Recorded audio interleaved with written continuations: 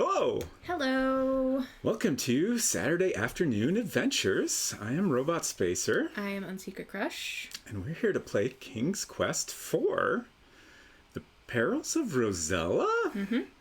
That's weird. Why? Why is it weird? What's weird about Well, at the end of the last game, we played as Gwydion, who turned out to be Prince Alexander. And he came home to Daventry and rescued Rosella from the three-headed dragon that we also slayed with a magic storm potion. And then we went home to meet Mom and Dad, and Dad got his adventurer's cap off the wall and tossed it into the air, and it was coming right for Alexander, wasn't it? Now, that's a very interesting interpretation of that scene.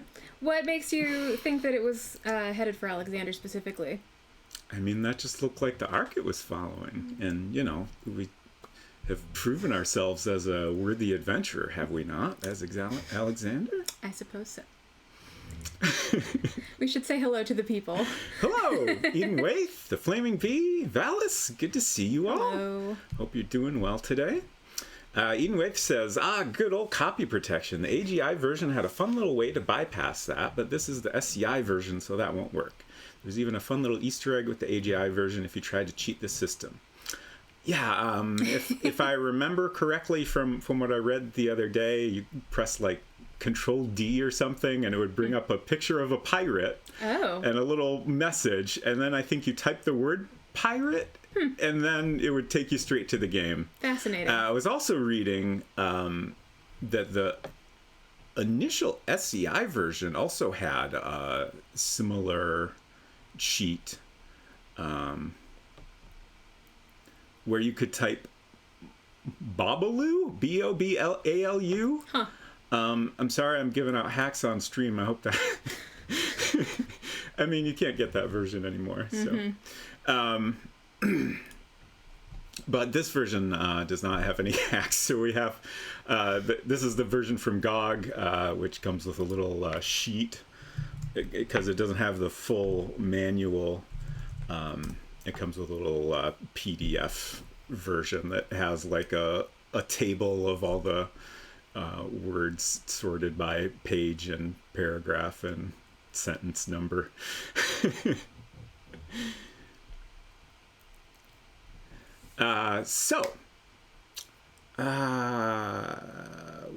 I got a lot of things to share. I'm just trying to remember what order I wanted to go through them all in. Once again, this is written and directed by Roberta Williams. And I'll do the trouble of moving Isabel so she'd be visible. And then sorry, am I leaning over too much? I think we're both leaning, but that's fine. Released in September 1988. And uniquely, this was made in both the original AGI engine that Sierra used. I believe that stood for Adventure Game Interpreter. And also their brand new at the time SCI engine, which I believe is Sierra's Creative Interpreter.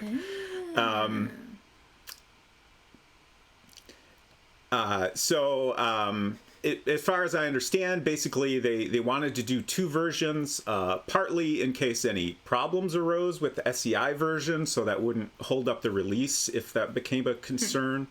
Partly because, you know, they had a lot of existing customers that they didn't want to upset, and, you know, they might have older computers that wouldn't be able to run the latest and greatest version.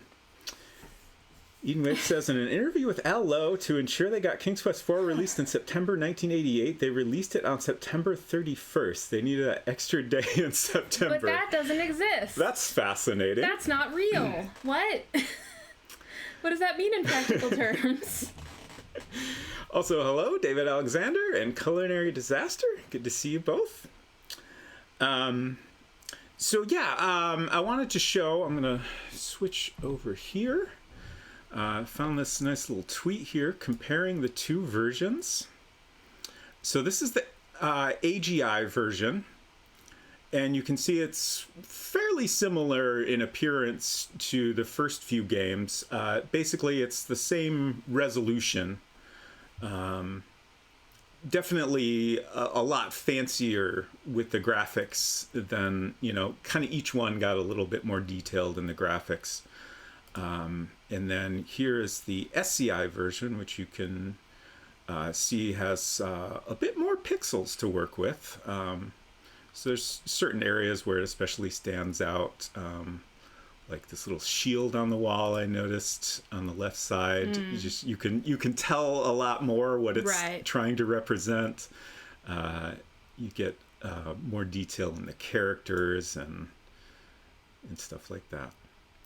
And then it also had support for more sophisticated animation and sound cards.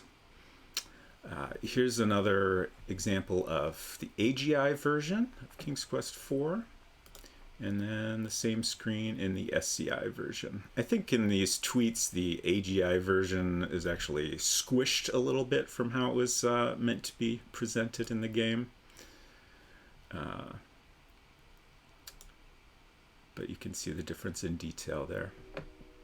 And then, interestingly, I also wanted to mention there were apparently 2 SCI versions. I couldn't find a lot of detail about it, but from what I could gather, I think the main reason they did a different release was to save an extra floppy disk.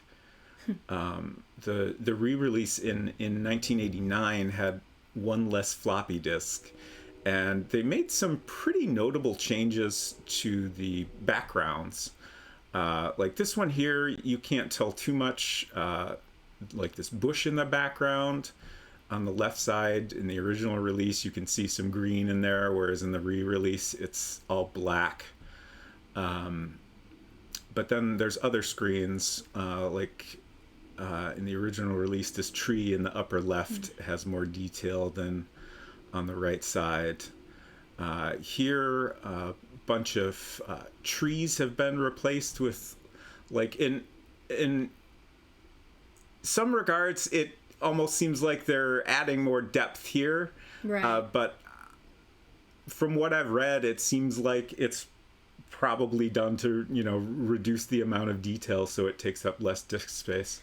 All along. Edenwaith is sharing lots of info for us here. This is the only Sierra game that was released for both AGI and SCI game engines at the same time. Yes, that is correct in my understanding. Yeah, I'm getting to a nice example of the nighttime scenes. This Skull Cave is an interesting one because the Skull Cave itself seems to have a bit more detail, but then they've changed these trees in the background to just be, these dark blue outlines, and the rocks around the cave have a little bit less detail, like they dropped the black lines that were outlining things there. All along, I have been struggling and failing to remember which, like, between these two, which looks like what I remember, and I'm coming up with nothing. Because for one thing, when I played this game, I would probably have been maybe 8 years old, and I don't even know what computer we had at that time. Like, I know that we had a Tandy. I don't know what kind of Tandy, and I don't know if the Tandy was the computer that we had when I played this game. So here's a good example of the difference in the nighttime scenes. So in the 88 release, they had completely separate art for all the scenes at night, which you see on the left here. On the right, my understanding is they swapped the palette to darken the image, and then also overlaid, like the sky is a separate piece that got overlaid on top of the daytime game art to make it look like a nighttime scene. And that was to save space. Again, I couldn't find anything definitive talking about why they did these significant changes, but it did come on one less disc, so I feel like that's a good guess, at least. And then here's an interesting difference going through a cave with a lantern. Just a different effect. In this case, I feel like the new version is a bit more polished. Like you can see the character sprite is actually lit like it would be from a lantern, whereas in the original, I think they just used the standard sprite artwork. To maybe illustrate how little I remember, / or possibly how much I failed to progress very far in this game, I don't remember anything about nighttime. I don't remember anything about walking in a dark cave with a lantern. Right. So I have not played this game at all because I grew up with a Mac, and this game was never released for Macintosh. And like unsecretcrush said, she didn't get super far in the game. I was a child. So this is basically our first playthrough together. Right. Certainly our first complete playthrough. I do have a lot of knowledge of the events in the game, based on my King's Quest companion book, which gave a story version of the complete game. And it even included a lot of like details of puzzles and stuff, but I'm sure we'll struggle a bit because I certainly don't remember that much anymore. Yeah, I agree that the original nighttime art, at least from that example, certainly looks a lot more convincingly nighttime. Yeah, the separate art looks better because like if you just paste a night sky over a daytime scene, you know, like the sand or the dirt or whatever, the light colored earth is too light colored. And then the shadows. From what I understand, they did swap the palette so the colors are darker. Oh, okay. That didn't come through in that. But yeah, that example, at least, the nighttime scene looks fairly brightly lit. So I'm curious what it'll look like in the actual game. Inwith mentions when first playing this game, they also remember first seeing The Simpsons, and I can't even like I've been trying to like access anything to like place my memories of when I played this game in linear time, and I'm coming up with nothing. It might have been summer. I might have gotten it in summer because I kind of remember at like the beginning of the school year, I was still spending a lot of time in class thinking about how to accomplish things in the early part of this game and not paying attention to school at all. So we might have gotten it in like August or September. I don't think we would have gotten it the year it originally came out because we got it at Sam's Club. But I don't know that Sam's Club necessarily wouldn't have brand new computer software in 1988. But I would guess maybe I played it in 89 or so. But I don't know. I can't. It's a mystery. I can't piece it together definitively.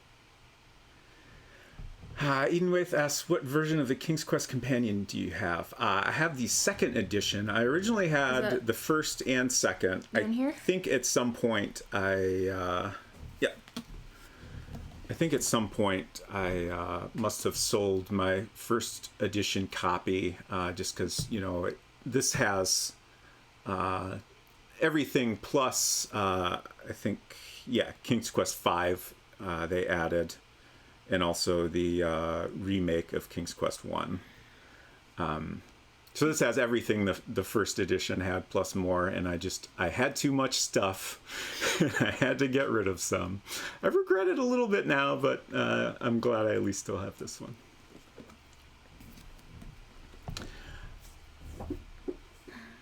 Let's see, catching up on comments here. I am not familiar with King's Quest IV Retold. It's a fan update that uses a lot of the original nighttime scenes, I believe, as well as integrating point-and-click functionality. That is interesting. Ian Waite says, I did the Mac port for King's Quest IV Retold, in addition to various other adventure games developed with the Adventure Game Studio. Neat. I noticed that on your blog the other day, which I was browsing through. That's very cool. It's very different from my version of the King's Quest Companion. I might have the 3rd or 4th edition. I think I'd have to check. Yeah, I saw that I know there's at least a 3rd edition, but I have not seen those before myself. Oh, and there is a 4th. Okay. So you wanted to show the manual. Yes. I've got all kinds of things to share. Oh, yeah, I also wanted to point out, as I mentioned, this was actually the first commercially released game for IBM PC compatibles to support sound cards instead of just the blips and bloops of your built-in speaker. Thank you so much for that gift sub. Ooh. Appreciate that very much. And also, the soundtrack was by William Goldstein, who did the soundtrack for Fame. Interesting detail. And I think the rest of what I wanted to share is in my Files app here. Let's switch over to my overhead cam. Here is the cover for the game. This is the IBM Tandy and MS-DOS compatible version. So this is perhaps what unsecretcrush had. I mean, the art obviously looks familiar to me. Yeah, most of the versions of this game are pretty similar. We might have had a copy that had like a sticker on it about they had some kind of like a promotional Yes, a lot of the versions did have a promotion in which you could win a trip to England. The castles of England. Some castles in England. No castles in particular, as far as I know. Just castles generally. Yeah. And here's the back cover. Here's our nest of headphones. Yeah, we can just ignore those. It's all cleaned up now. Why do that when I could call attention to them specifically? Says, be prepared for a spectacular adventure 3 times larger than any previous Sierra adventure, a landmark in computer gaming that transcends existing standards of computer graphics, sound, and animation. Powerfully dramatic, King's Quest IV evokes emotion like no other computer game, with a unique combination of lifelike animated personalities, beautiful landscapes, and soul-stirring music. Sierra has recreated the universe of King's Quest, a world that one moment will pull at your heartstrings, the next moment place terror in your heart. Uniting the best programmers, artists, and musicians in the business, Sierra has created a constantly evolving universe where landscapes change from day to night. Characters roam freely, and dramatic music interludes tantalize your emotions in a complicated tale of faith and mistrust. Dang.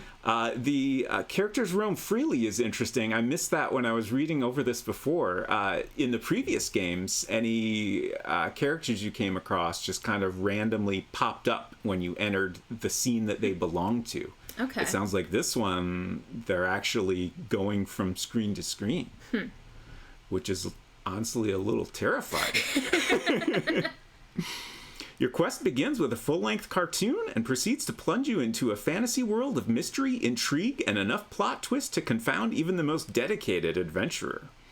Embark upon a perilous journey into the darkest corners of the King's Quest universe. Not one, but many successful quests must be completed to save the royal family from a tragic destiny.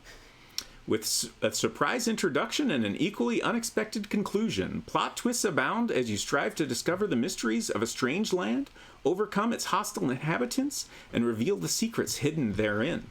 Roam the grounds at night and discover areas which remain hidden during daylight hours. Travel swiftly as time is of the essence, and each moment brings the royal family closer to ruin.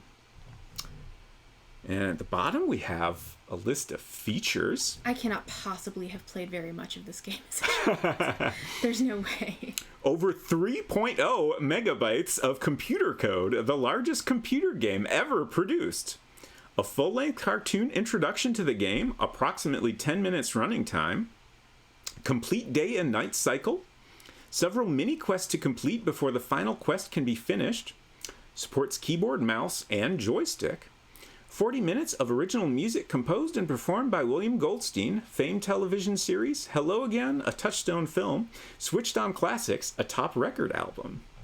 And we have some little screenshots. Oop. Many strange and unusual places await your arrival. Explore the countryside carefully. Some things happen only at night. And encounter characters from ancient folklore and legend. And we have a little photo of Roberta Williams, designer of the King's Quest series, who has sold more games than any other authoress in computer entertainment history. Some chat about Roberta not being in a hot tub, and David Alexander points out that Roberta in a hot tub is a different game. That is correct. Just catching up on comments here. Can a video game make you cry? Very, What? very good question. What? For real? This is an ad What? for the game, That's real? which asks, can a computer game make a person cry? Is King's that... Quest IV did on June 4th, 1988. What? When King's Quest IV debuted in front of a live audience, the face of computer entertainment was changed forever. The scene began with a soul-stirring orchestration, lifted to a triumphant chorus, and then elevated to the heralded announcement of trumpets as the hero, King Graham, entered the scene. The eyes of everyone in the room were mesmerized to the screen as the lifelike king appeared on screen, breathtakingly detailed from the tranquil look in his eyes to the glowing creases upon his forehead. Growing creases, excuse me. Suddenly, the revered silence was filled by gasps of shock around the room as King Graham... Oh, spoilers. Moments later, when the lights came up, no one could see the mist that yet lingered in the spectator's eyes. Even more startling, tears were found streaming down the face of a woman in the third row. What could have happened to make a crowd of computer enthusiasts behave so unusually at the screening of a computer game? What could have happened to merit such a display of emotion? And then there's a quote, wonderfully magical, absolutely gorgeous, both visually and musically. Computer entertainer. So, okay, is this... And then I like this sentence over here. We hate to see a grown-up cry, but sometimes it happens when you do video games right. Is this the first instance of the question or phrase, can a video or computer game make you cry? I do not know. Like, I know this phrase as kind of a meme. Right. I think in part thanks to Lee Alexander's writing. Mm-hmm. But I had no idea that this was actual, factual games history marketing. What? Also, Yep. Hello, Silver Streak. Silver, hello. I saw you come in, but I did not want to interrupt. And then chat moved along. Silver has been playing the Quest for Glory series, which has been a lot of fun to watch. Currently on the fourth game, Shadows of Darkness. So hard to keep up with the chat.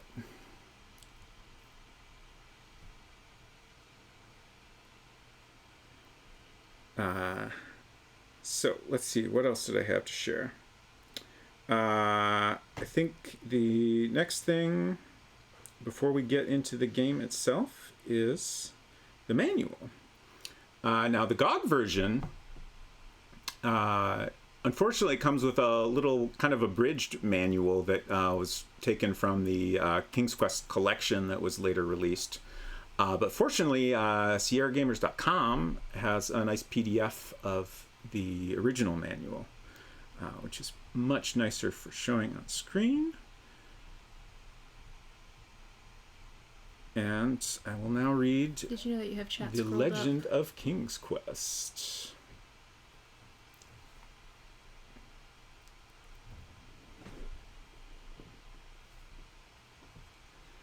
This is The Legend of King's Quest. Once in a kingdom called Daventry, there lived a king named Edward. Daventry was a very old kingdom, and it had its share of kings, both good and bad. Over the thousands of years, King Edward was a very good king, but he was also very old and without children. Disorder ruled the land since the loss of the three great treasures. King Edward feared that disorder might degenerate further once he died. Besides, he knew, as well did his people, that without an heir to the throne, the kingdom would be in dire straits indeed. Thus, King Edward sent for his favorite knight, Sir Graham. So if you could not tell, this is basically summarizing the first three games, which leads directly into King's Quest IV. This would have been all of my contextual knowledge of the series at the time, because I had never played any of the other... I technically still have never played any of the other King's Quest games. You are the bravest and most trustworthy of my knights, quick of wit and stout of heart. I have chosen you to succeed me as king, but first you must prove yourself worthy of my crown. Far beyond the walls of this castle lie shrouded the 3 great treasures of Daventry, stolen years ago by stealth and sorcery. This kingdom will not be restored to its former glory and prosperity until these great treasures are returned to their rightful hearth. Succeed in this, my request, and the crown shall become yours upon my death.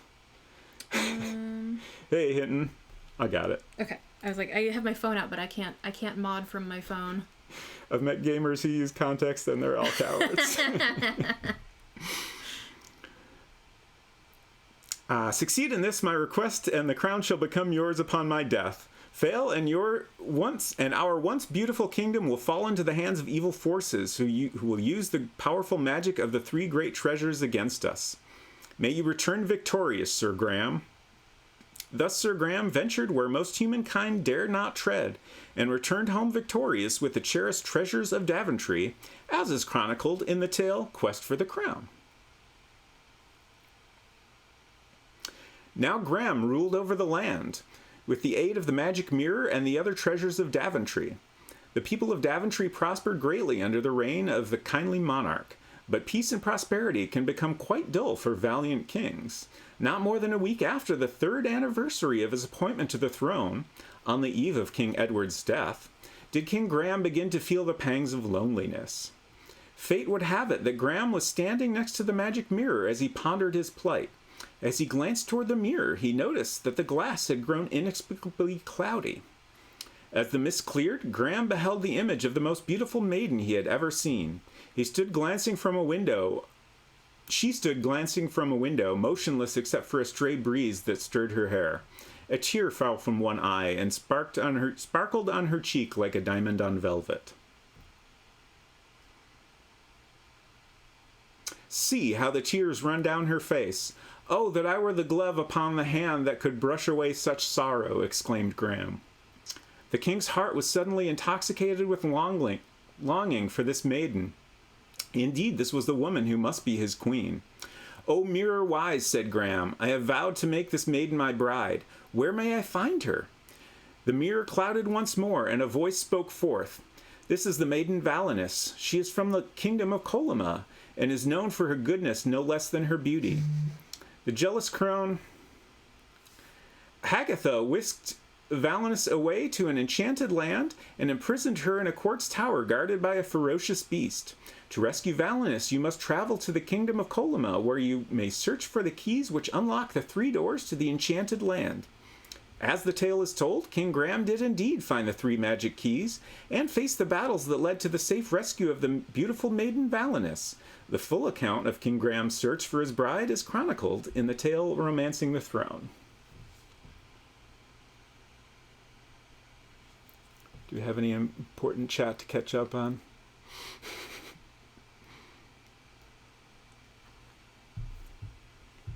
King Graham married the beautiful girl he had rescued, and 2 years later, the young Queen Valinus gave birth to twins, a boy and a girl. Alexander bore a striking resemblance to his father, and likewise Rosella to her mother. The family lived a very happy and peaceful life, at least for a while. Also, the family resemblance follows traditional cartoon rules, where girl look like mom, boy look like dad. Yes. But from deep within the forest came rumblings of a terrible beast who was ravaging a bloody trail towards the land of Daventry.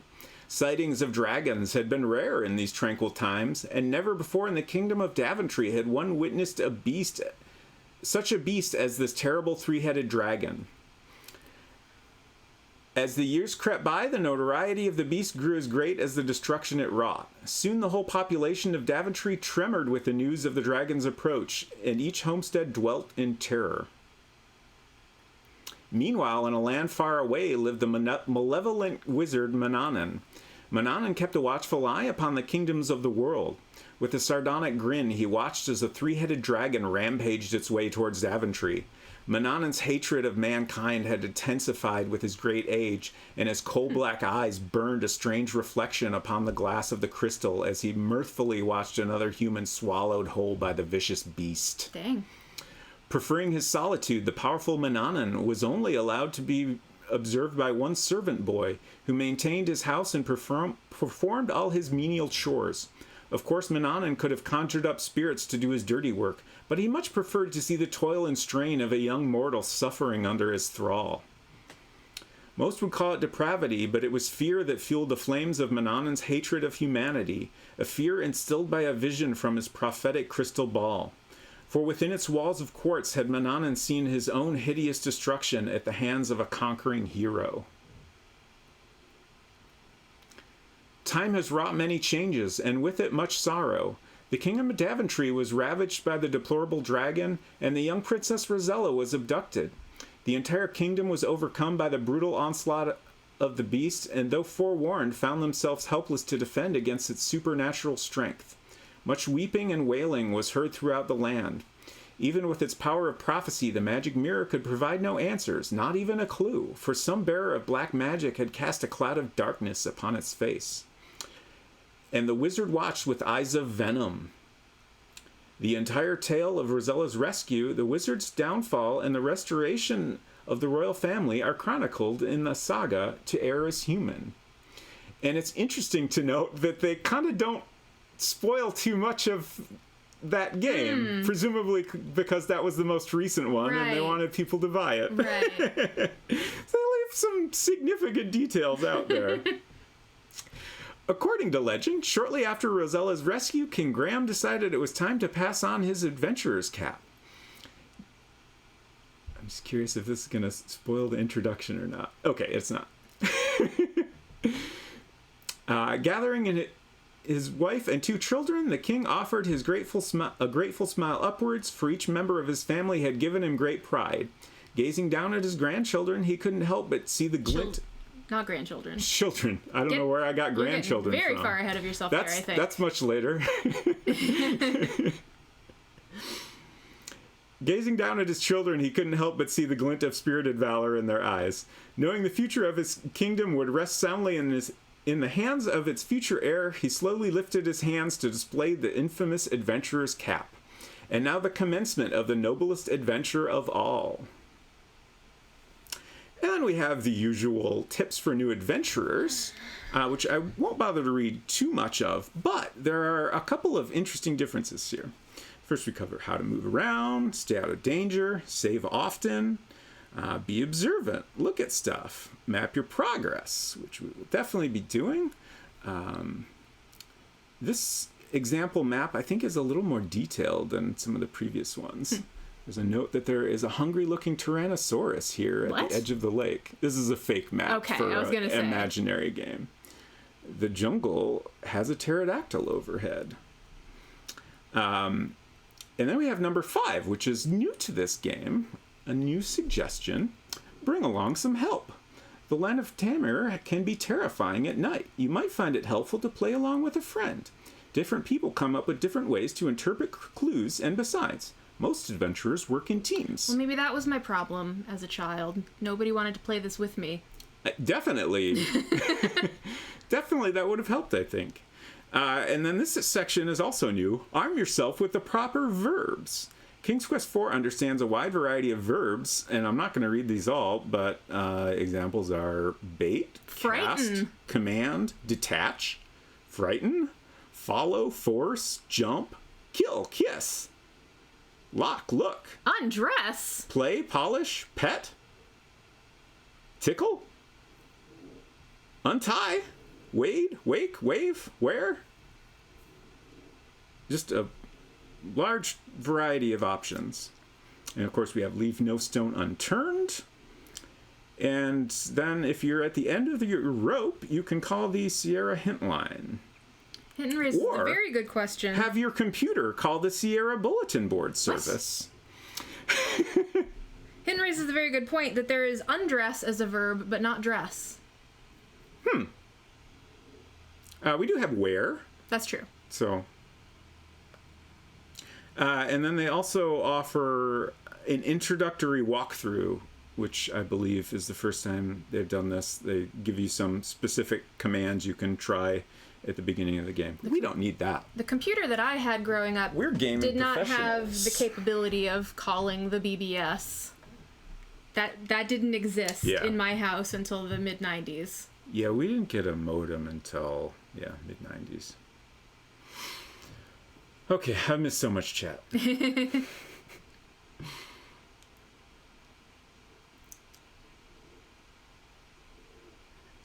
Flaming Bee says, this game had parts that legitimately terrified me as a child, and as an adult, I still get a little jumpy. Yeah, I'm just continuing to realize over and over again that I cannot possibly have gotten very far. Like, there are screens that I remember very well. I don't remember what I'm supposed to do in them, and I don't remember what happens after you succeed at doing whatever it is you're supposed to do there. Right. I'm a little T-Pat. Hello. Good to see you. To those who remember this game in its day, did having a teenage girl as the protagonist make a strong impression on you either way? I mean, I can tell you definitively for me, that's why I wanted it. There was a girl and a unicorn on the box, and I saw that, and I was like, Mom and or Dad, can our computer play this? I want it. Please give it to me. So I think that, yeah, like, if I had known of more games at the time where the main character was a girl, right, maybe I would have played a lot more games growing up. Like I said, I did not play the game myself, but I don't think it bothered me at all. I desperately wanted to play the game. And it was very sad that I could not. The late 90s and modems. In a house I lived in for a summer, I had a phone cable draped from the living room into my bedroom. Oh, gosh.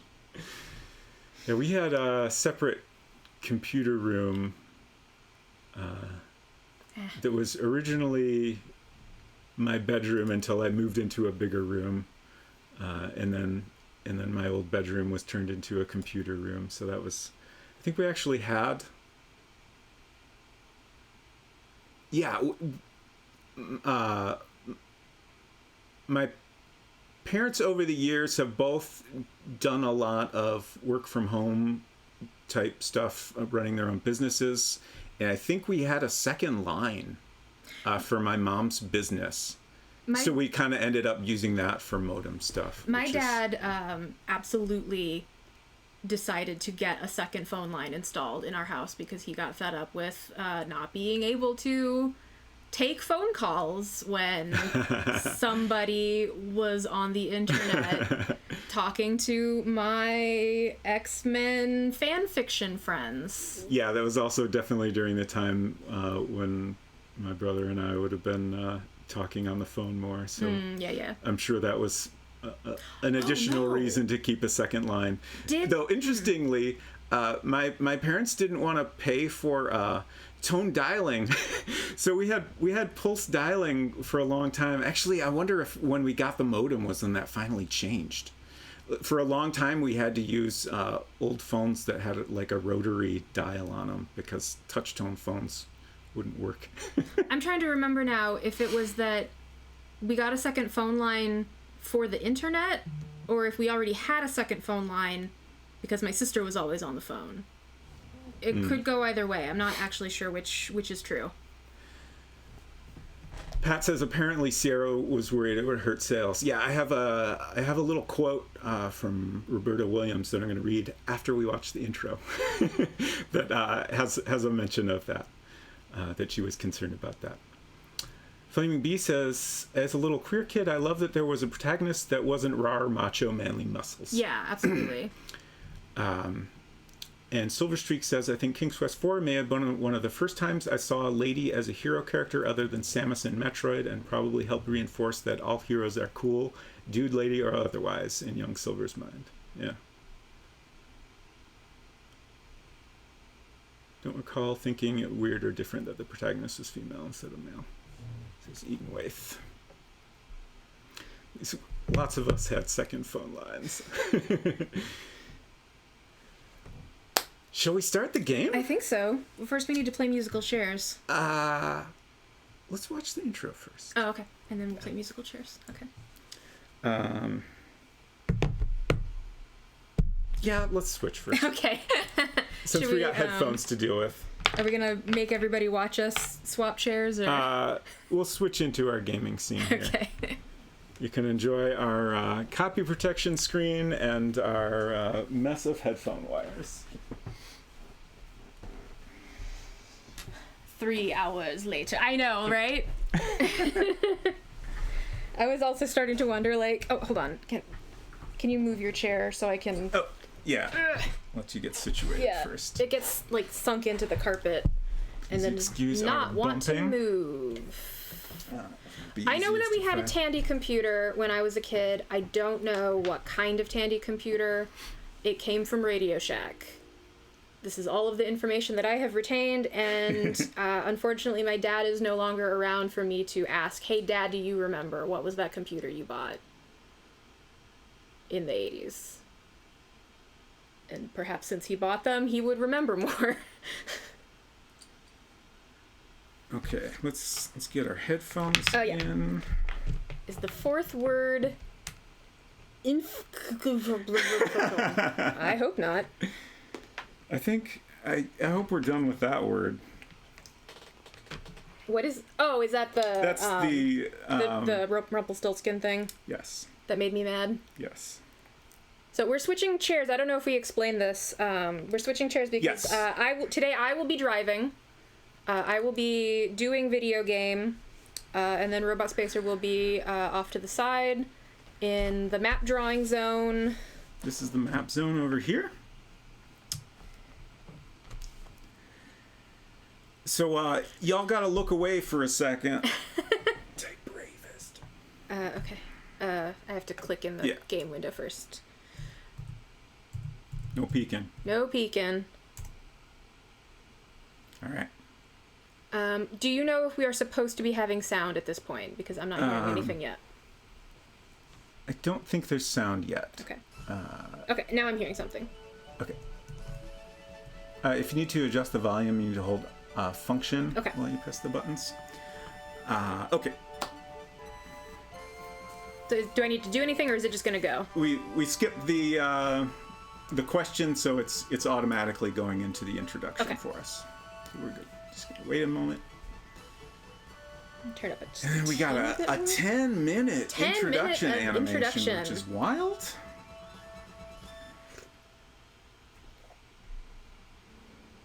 The question is, does Holly in chat remember the last scene of King's Quest 3? I do remember that because as I was watching, I was like, hey, wait, I know this.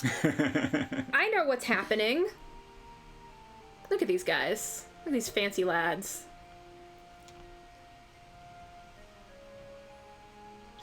Well, of course, I just played it last week, says I'm a little teapat. 10 minutes, what is this, Persona? Exactly.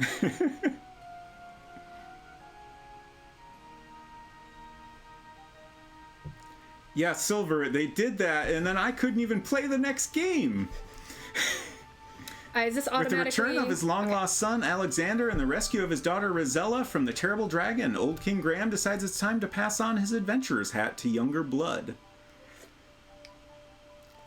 Looks like they give you a little more time to read in this one. He flings the battered hat towards his children, while his wife, Queen Valinus, proudly looks on.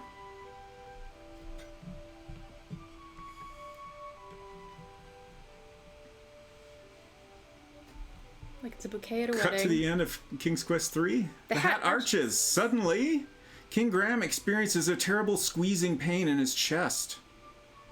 Is this the thing that made the gamers cry? Help me, he rasps. The adventurer's hat lies unclaimed upon the floor, forgotten. Just imagine a woman in the third row crying.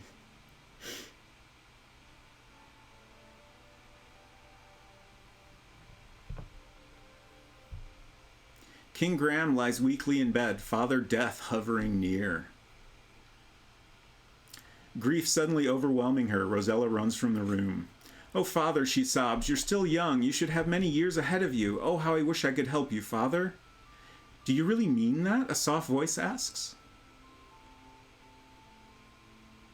Rosella looks up but sees no one. Who's speaking to me?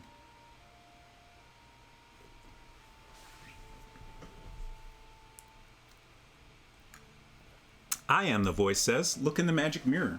Gwydion's head is huge, says Edenwaith. Look at that little dot face, those little dot eyes. That's adorable. Rosella sees an image in the mirror. Who are you? She queries. Can we get a little more game volume? Is that down here? Yeah. Oh, what have I done?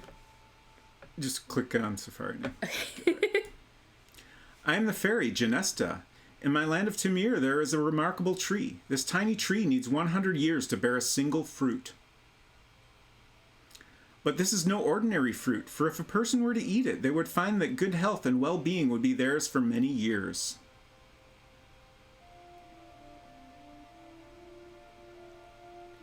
Rosella is much heartened by this news. Where is the land of Tamir?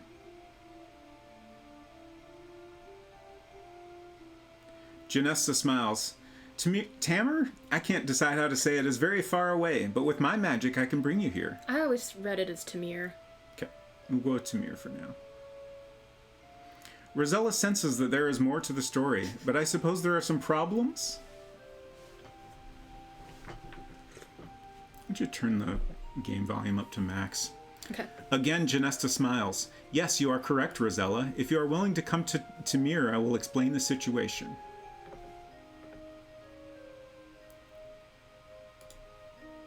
However, once I bring you here, I can't send you back. You will have to help me first. Confused, Rosella says, I don't know. What if I can't help you or find the tree? What's the catch? Oh no, the mirror's losing reception. Genesta pleads, you must decide now, Rosella. My powers are growing weaker by the minute. I'm going into a tunnel. Hurry. Now the fairy is but a faint glimmer, and her voice barely audible. If you care for your father, say yes now. And suddenly she's gone. Yes! Representative.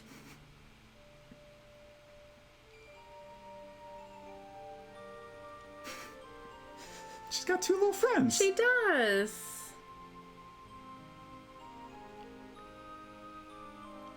The lovely fairy speaks. I am the fairy Genesta. Welcome to Tamir.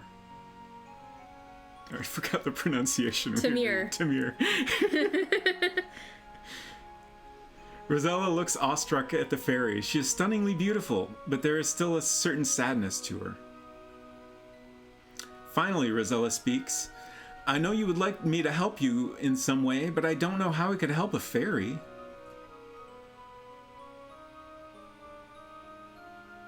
Genesta looks sadder than ever. You're wrong, Rosella. You see, I'm losing my magical powers. Yesterday I was strolling through the woods. Lolat, the evil fairy... Oh! The fairy sighs. She yanked it from my neck and raced away screeching with laughter. Immediately I felt my powers diminishing and my body weakening. I will die in 24 hours if my talisman is not returned. Now we got two people to help.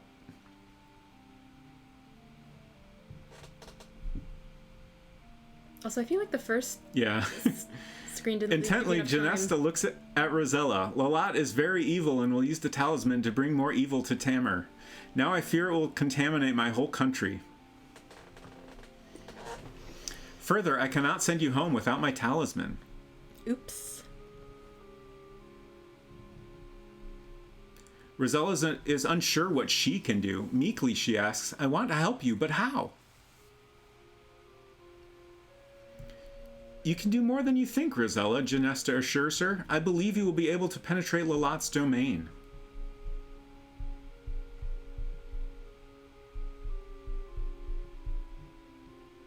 Suddenly, Rosella remembers the tiny tree. Can you tell me where to find the magic fruit? Remorsefully, Genesta looks at Rosella. It will not be easy to reach the tree. It grows on a tiny island within a vast swamp on the other side of the great mountains. Bravely fighting back tears, Rosella says, I will help you in any way I can, Genesta. How can I find Lolat?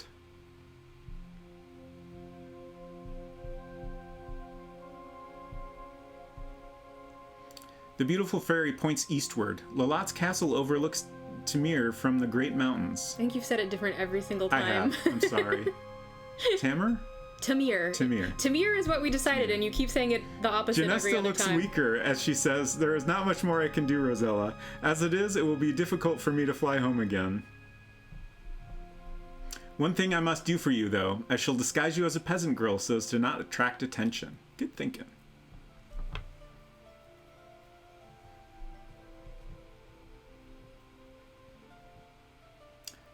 Thank you, Genesta, I think, Rosella stammers. Whatever, that's an awesome outfit. It will be better for you, the fairy says. Well, I must be off while I can still fly. I know you can do it. Goodbye, good luck.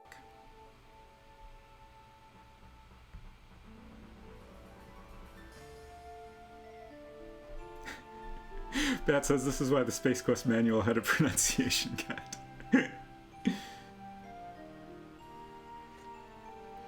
Well, you're on your own, Rosella. Guess so. I guess that's the game speaking to us now. I think so. Do I have to wait for the music to stop before I can start playing? I don't know. You will need to click into the game, though. Oh, right. At the very least. Let me do some quick Okay. chord wrangling here. Sure. There we go. And yet we still pronounced Arcada wrong. It seems like most people in chat read it as Tamir. Tamir, Tamir. Rhymes with taper. Except I just said taper weird. Whatever. I don't know. It doesn't matter. Until you click. Okay.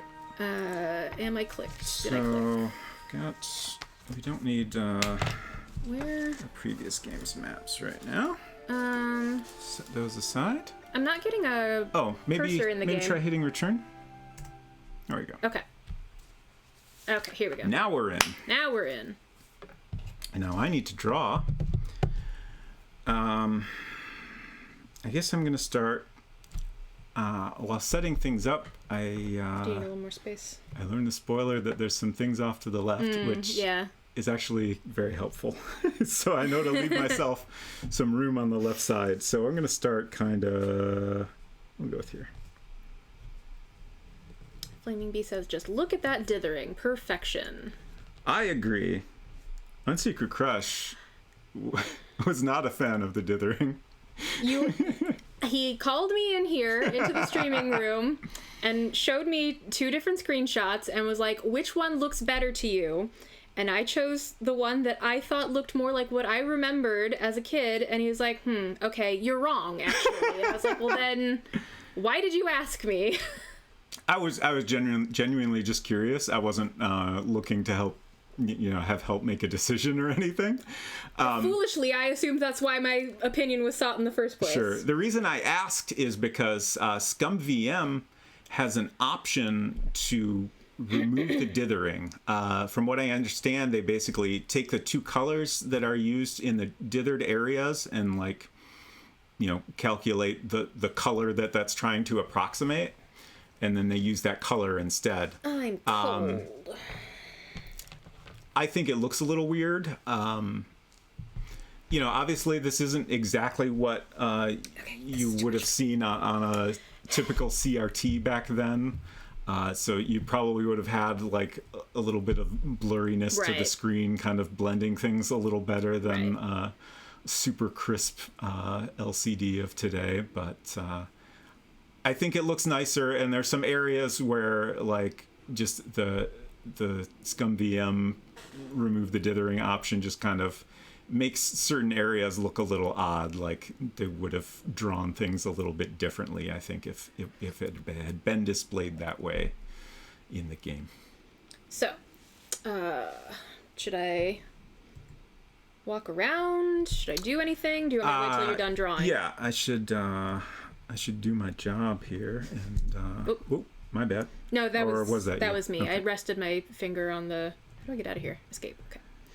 I bumped the space bar. Yeah. And we'll label this start. So we Silver have a reference says, point for yeah, where we started. in this case, I think it's less dithering of color that's intended, but more like they're trying to simulate, oh, the beach is receding under the water. Like the depth of the water is being Sure.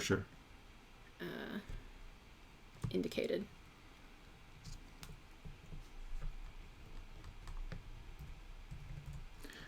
So did you skip a screen? No, this is exactly the screen that we have been on the whole time. Okay. Well, no, I meant in the text that just came up. I don't think so. Okay. A river coming from the east spills into the blue ocean before you. A lonely beach edges the ocean. From atop the bluff, a lovely meadow stretches eastward. And also east was mentioned as the direction of Lolot's Castle.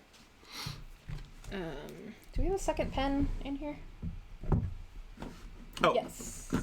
I can We wrote. do notes. I'm on notes duty. I'm just sitting here waiting while you finish. Well, I mean, you can go to another screen Okay. now. Pick any direction you want. I mean, at this point, we're just kind of exploring and figuring out what we need to do. This is north.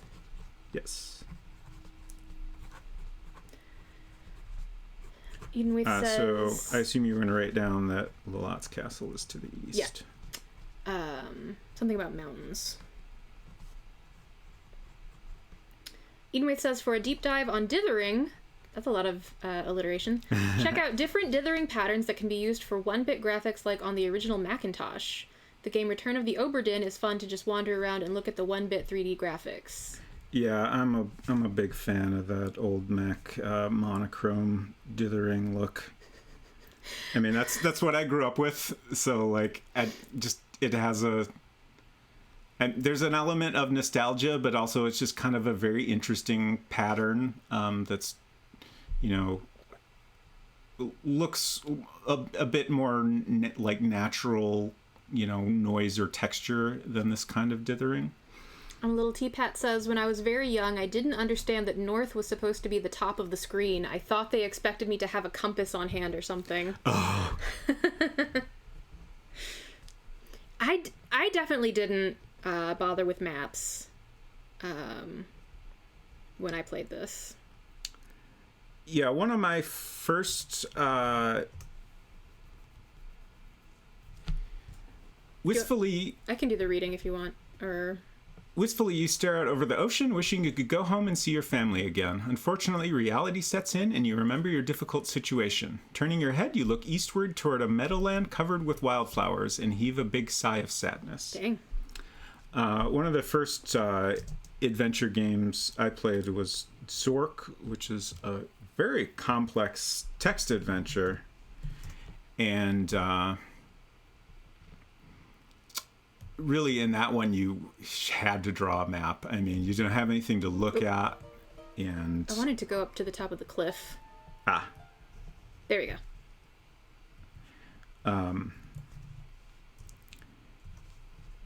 And it was pretty complex. So that got me in the habit of drawing maps. I definitely didn't draw a map as detailed as this. It was more like what's in the manual, circles with lines between them. And the game won't let me pick any flowers. Would waste your precious time to stop and pick flowers. I am noticing, Janesta said that I have basically 24 hours. Yes, that was a thing. But there's no clock, like in 3. Right. No spoilers, please, on the actual mechanics of this. I learned a little. I read a little bit about that, but I honestly don't understand exactly how it works. But it is my understanding that, at some point it will turn into night, and the game is marking out 24 hours. So. Also, I'm noticing some talk in chat about flower, and I don't get it. And if this okay, let me remind you all, I was 8, maybe 9 years old when I played this game. I absolutely did not progress very far. Robot Spacer has not played it at all, so do your best to not spoil or make jokes that reference things that haven't happened yet, because we won't get it and we'll feel silly, and that's all. Thank you.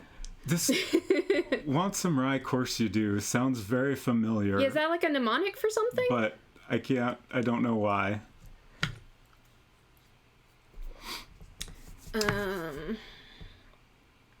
No flower-based puzzle in the game. Okay, cool. Did you finish this screen I've yet? got this screen, yes. Okay. Shall I continue northward? Yeah! Sounds good. We got our... Because there's a guy here. Little guy with a lute here. Is that a lute? That is a lute. I want to say it's a lute. He is playing Swanee River? Do you want to read the... You see a rather jaunty-looking fellow who appears to be a wandering minstrel. He seems to be a lute player.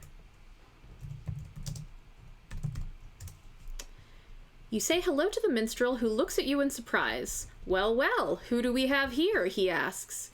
You introduce yourself as Rosella. Hello, Rosella, the minstrel says. Let me play for you one of my favorite tunes, and he begins to play an old ballad. Unfortunately, it appears that his musical skills are quite limited as he plunks and pings his way through an otherwise beautiful song.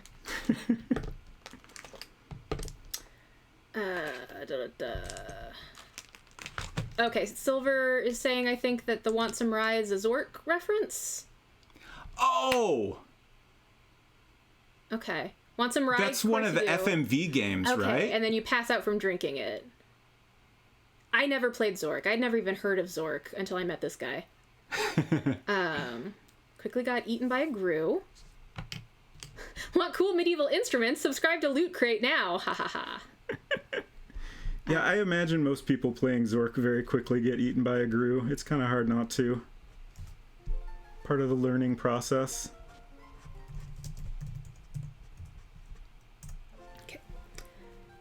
Cannot look at the loot because I do not have it.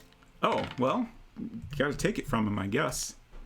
Your lilting voice contrasts terribly with the bad lute playing of the minstrel. You listen intently, and then he stopped. You unthinkingly speak to the minstrel again, who immediately begins playing another bad rendition of a favorite oldie but goodie.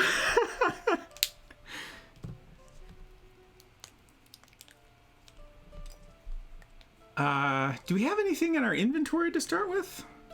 Don't think so. You are carrying nothing. Okay. There, if you move the mouse up to that top bar, you can also open some menus there, if that's useful. Yeah, you gotta like hold it down. Oh, I see. It's a little weird. Yeah, so there's inventory, and then you can also do Control-I for inventory, if that's... Should I go ahead and make a save? Even though nothing has happened yet. No, I wouldn't worry about it. Okay. There's an easy way to restart if we need to, which will take us right into where the game actually starts. Let's see what happens if I try to take his loot. The minstrel is not going to give you his sole means of livelihood, so I guess I need to trade or perhaps buy it off of him. Ask minstrel to play Freebird.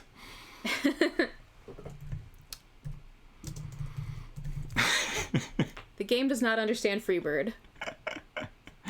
Rob Minstrel.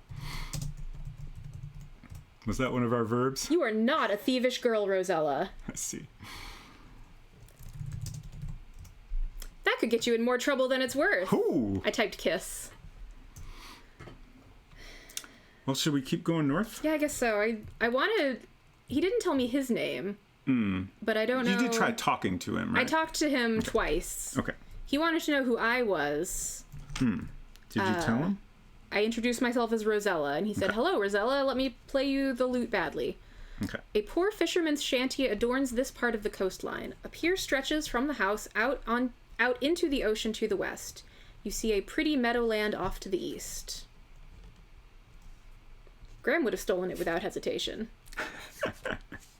She'll only steal stuff if no one is watching, I guess. This is the way of adventurers. That is true. I mean, if there's nobody around, it's not stealing, right? You're exactly. just taking something that's lying there. An old rusted anchor leans against the wall of the house. Oh, Pick it up. Looks kind of big. Take. Anchor. It's too heavy for you to move. Okay. Also, I was trying to walk, but I was, I guess, stuck on the corner of the house. Ah.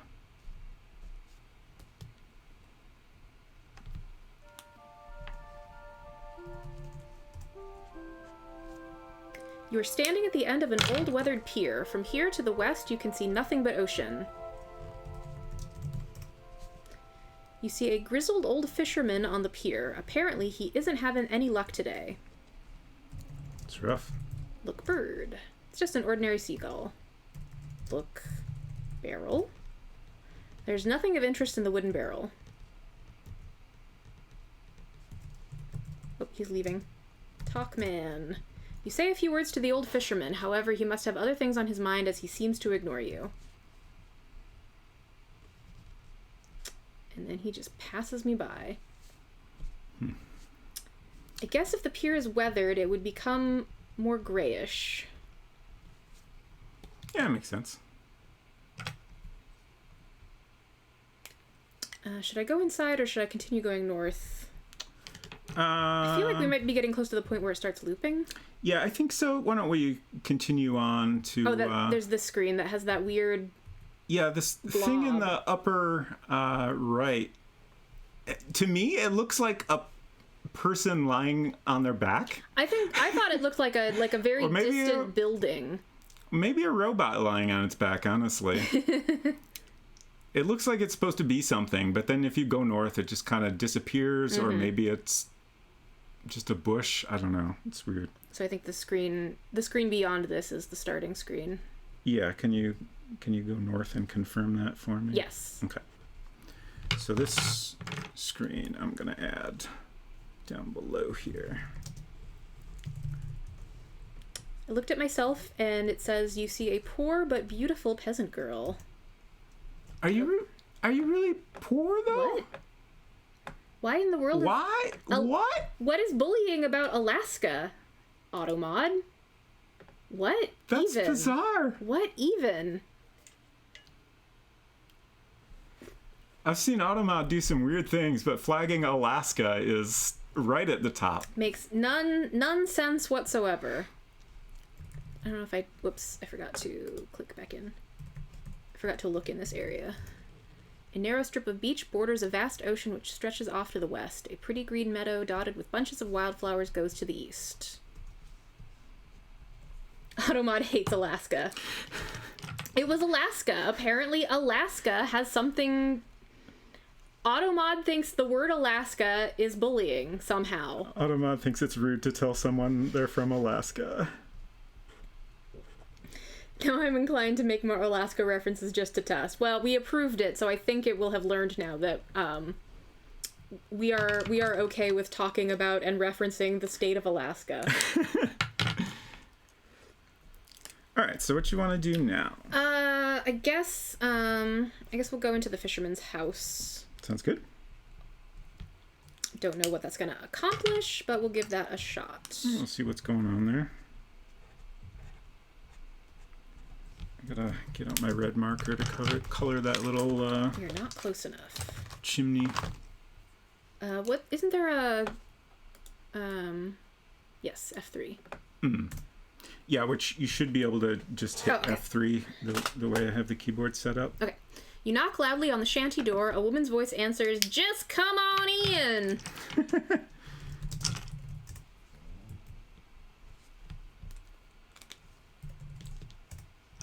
The inside of the fisherman's shack looks almost as shabby as the outside. The fisherman's worn and tattered wife sits at the table with her husband talking. Jeez. The fisherman's pole has been set into the corner. Interesting.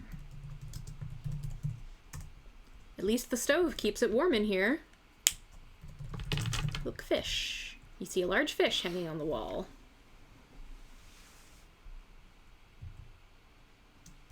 So, Yeah? I was going to point out a thing that's underneath the text box here. So this little yellow thing on the wall is what you thought was a bridle? It's little and yellow. It looks like okay, we're getting a little bit ahead of ourselves here. There's a unicorn in this game, and I don't think the game is where I got this idea. I think I just knew this from being a weird kid that checked out every book on fairy tales and unicorns in the library that I could find. but I knew that a golden bridle was needed to tame a unicorn. So when I saw the unicorn in the game, I was like, okay, yes, I obviously need to get something so that I can tame and ride the unicorn. I see this little yellow rope thing. I am 8 years old, and despite being a horse girl, I don't actually know what a bridle is. I don't know what it looks like, other than that it is, the thing you use to put on a horse. Right. But I wouldn't identify one, hanging on the wall. So I see this, it's yellow. So I'm like, well, that's obviously a golden bridle or something. I need that. And I would try every iteration I could think of. Yeah, Take bridle. You'll have to take a different approach. I would assume it's like a metal ring with a key on it. Get that. Look, rope. You see nothing special. So like I was fixated on this item, and as you can see, the game does not want me to have it because I think it's literally nothing. I think it's just decoration. But it was the only thing I had seen that seemed like it might be what I needed to interact with the unicorn. What happens if you do look at key? Oh, you think it's a key? That's my guess. You don't have any keys. I mean, I do think you're probably right that it's just... There is nothing of importance on the walls. It's just drawn onto the wall. But to me, I see that and I picture a ring with a key on it. Like, like a cartoon, like... Right. Key to the jail cell or whatever. Might have to put 18 plus in the stream notes if we're going to be talking about Alaska. This is set to 18. This is an 18 plus stream, so... Is it a shanty? Mostly for my Spooky Tuesday streams. Is it a shanty? Is it a shack? Is it a hut in Alaska? It can be anything. Can you right-click on the golden thing? Is right-click a thing? I don't think you can right-click in this game. Yeah, I don't think right-click is anything. Plus, clicking is just a way to move, right? Yeah. Clicking just lets you move around and then open menus. I think that, and occasionally there's like a dialogue box with buttons on it, but I think that's pretty much all you can click on in this game. Pink thing? I have not spoken to these people, which feels rude, but barrel, you see nothing special. Look, pink thing. There's a little pink thing. Game does not understand thing like this. It's like they're like a candle. Oh, I was thinking like a cup on the nightstand or something. The lumpy bed looks old and uninviting. Yeah, I think much like the rope or the yellow thing on the wall, that's nothing. That's just And it says right-clicking brings up the Amiga menu for me. Interesting. In some of the SCI games, right-clicking would give a description. Okay. Can you take a nap in the bed like the baby bear bed in King's Quest III? The lumpy bed looks old and uninviting. She just really does not want to take a nap. Let's talk to these people. She's busy. We're on a tight schedule here. You say hello to the poor woman. With little patience, she responds, "What are you doing in here, young lady? You told me to come in. Can't you see I'm busy? We have enough problems without worrying about you." Jeez. All right. You talk to the grizzled fisherman as he sits at the table. Sighing, he tells you, "Them fish ain't been biting lately. If things don't get better soon, I don't know what to do." I love your voices. They're very good. Let's see if she has anything else to say. You try to talk pleasantly to the tired-looking woman, but your words seem to fall on deaf ears. She is obviously annoyed by your presence. Rosella has better things to do than taking naps, like robbing people blind. Exactly, David Alexander. She did say, "Just come on in." Yeah, you knocked even, right? I did knock. I knocked and she said, polite. "Just come on in." I would have just opened the door. Look. Cupboard. Oops. You typed cup bay or incorrectly. You see a cupboard lined with canned goods. Look. Canned goods? You just said it! You just said canned goods. This is exactly the kind of problems I used to have with this.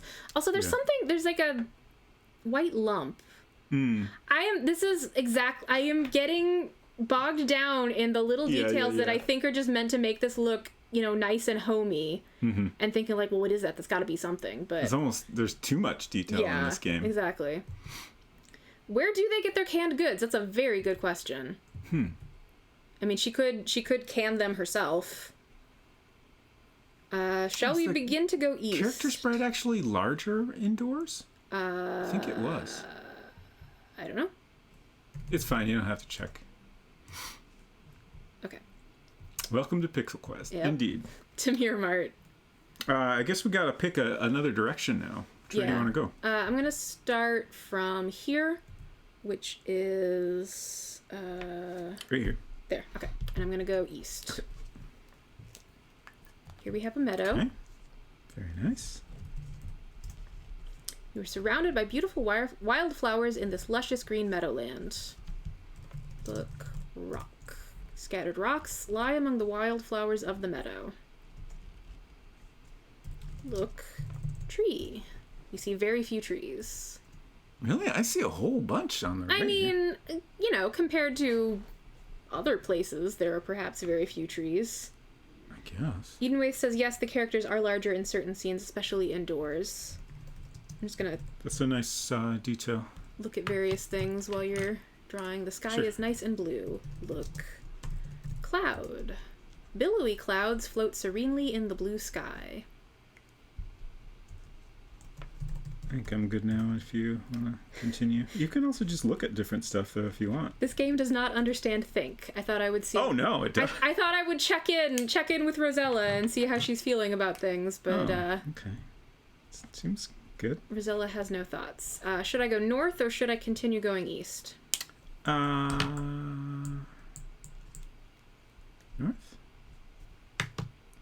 But you can also choose yourself if you disagree. Let's go north. Could go south, even. I think south... What happens if I go south, actually? I mean, a loop us will be behind the fisherman's house, I think. Yeah. Yeah, okay. Well, might as well draw this while you're here. Sure. A beautiful green meadow dotted with wildflowers serves as the fisherman's spacious backyard. The flowers' sweet scent fills the air. You see very few trees. I see one specific tree.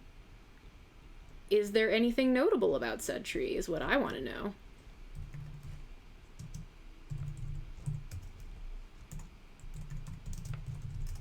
It's difficult to climb trees while wearing that dress.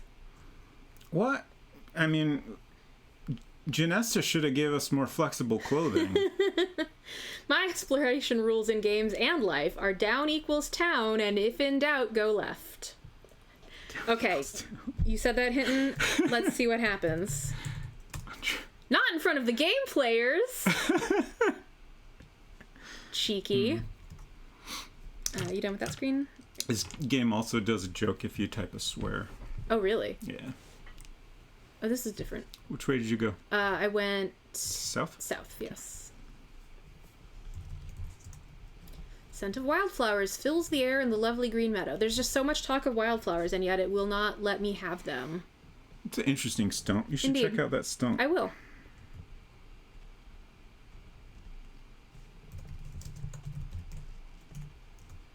Yes, there's a tree stump in the middle of the meadow. That's a interesting response. Indeed. I bet something comes and sits on that, or... I'm gonna look in it. But it's just the same as looking at it. It's good to check your stumps for stuff. Investigate. Oh my god. Stump. That's not... Let's do that again. You doing alright? Yeah. Okay. I'm just having typing troubles. I mean, I get it. I screw up all the time. Undress stump. Not in front of the game players. That's too hot. Not a nude stump. In front of the gamers. This is these are interesting trees. What did it say? Okay, a green meadowland filled with beautiful wildflowers surrounds you, and I mentally inserted with, yes, wildflowers. Again. Which way did you go? Continuing south. Okay.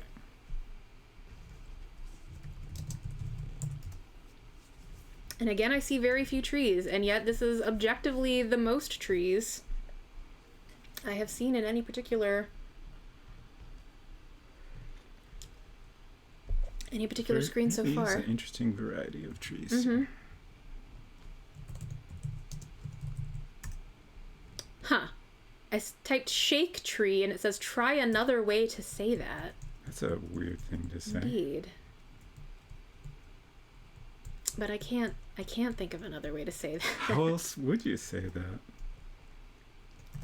Hit tree? You can't do that now. Kick tree. Jiggle tree. Does not understand jiggle.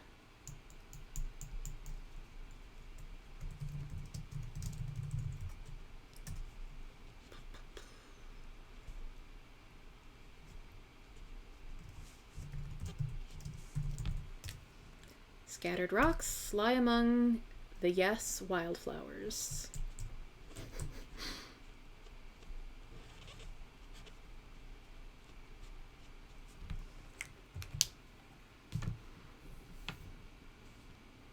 South again. Okay. Nice little stream. The cold water of the river rushes westward.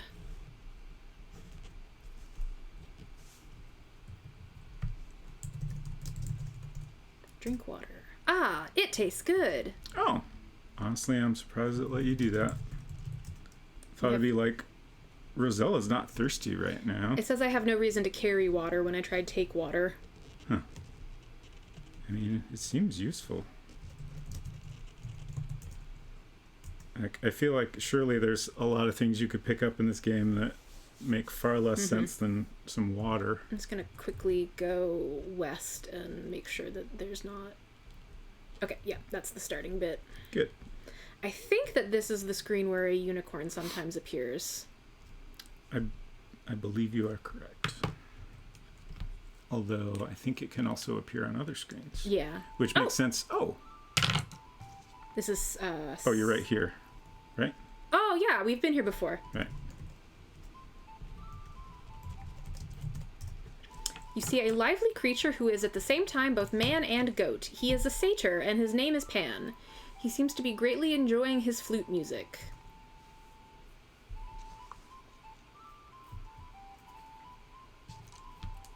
Can you talk to him? I'm gonna try. Okay. Just getting closer. Mm-hmm. Cool. Talk to Pan. You attempt to speak to Pan, but he pays you no mind. He's too wrapped up in his flute music. Satyr, I don't even know her. Also, I've missed a few things. The Flaming Bee says Rosella now has dysentery. Oh no. Silver says, look, Rosella, I know you live in medieval times, but even you should know it's always important to have some water. She also doesn't have anything to carry the water in, though, to be fair. Hinton says, I have so many things I want you to type, I think I need to just buy the game. Silver asks, so is the narrator a person, or does Rosella just magically know the satyr's name? I mean, I think this is one of those things where, like, this is a creature from myth and folklore. So who's the most famous satyr? It's Pan, of course. Yeah, my assumption is that the game is just like, we're gonna tell you their name so you know what to type when you want to interact with this person. Right. And then David Alexander also says, how does Rosella know his name is Pan? Maybe it's Dan. Good point. Could be. Sing?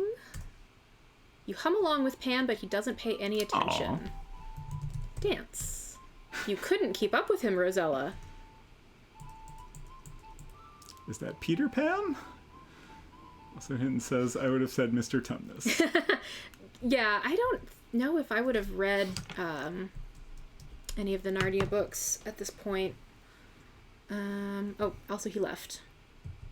Should we follow him? Where are we now? Challenge Pan to an epic dance-off. We're here? Yeah, we're right here. Okay, so we haven't seen what's down here yet. What's below? That should wrap us around to back behind the fisherman's house. Oh, okay. Yeah, you're right. And he's back. I'm gonna go east from here. Okay.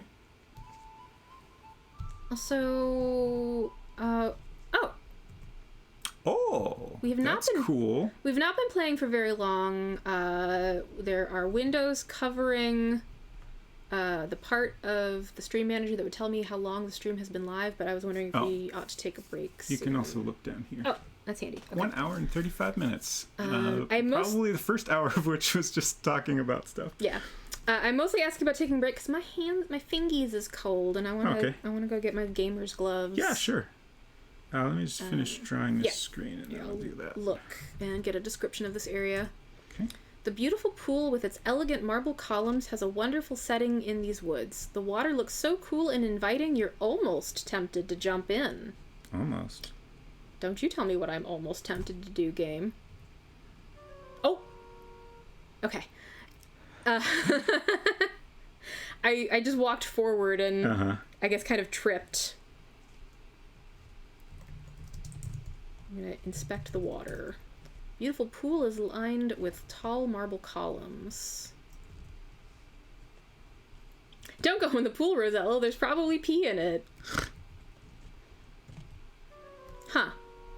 What happened that time? I mean, it looks like there's steps there. Oh, I was kind of on the corner. I was trying to, like, walk around the edge. Yeah. I was like right. Why am I pointing at the screen? I should use my mouse. Yeah, I was like, all the time. I was like right on this corner here. Right. This corner pixel, and took a tumble. Got it.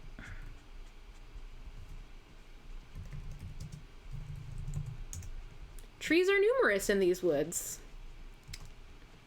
Oh, now you're saying they're numerous. As we have gotten further into the woodsy area.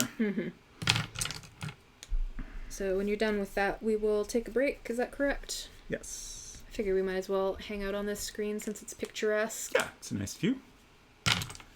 So yeah, we're gonna just get a snack, go to the bathroom, get some gamer gloves, warm up my and icy we'll be back in fingies. just a couple of minutes.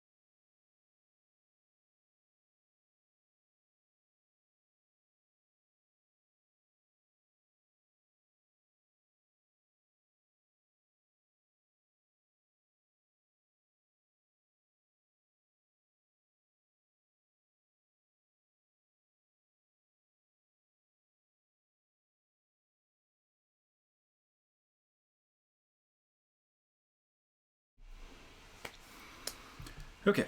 We are back. Got gamering gloves. I never realized this before, since when I stream, I'm usually sitting back there a little bit a ways. There's a window like right here, and it's very cold outside, and our windows are quite old. 25 degrees and snowing today. Yeah, so no wonder I'm chilly. Did you finish drawing this screen? Yep. So I guess... Now that I'm on this end of it, I'm just curious what happens if I go down from here. Oops. You'll fall in again. While we were taking a break, Mike was asking me, just generally, what else do I remember? Where am I? About this game. No? I can't see myself. Okay. Entirely. Oh. Oh, no. Huh. Okay. I hadn't saved. It's okay. I mean, we didn't accomplish anything. We haven't done anything, yeah. Oh, whoops. Sorry. I have a timer going off. Oh, that's what that is. Yeah. Stop. Would you like to draw the ogre's cottage? I might as well. This was directly west of the pool. East. Yeah, east. Sorry, my bad. Need to install gamer windows. Exactly.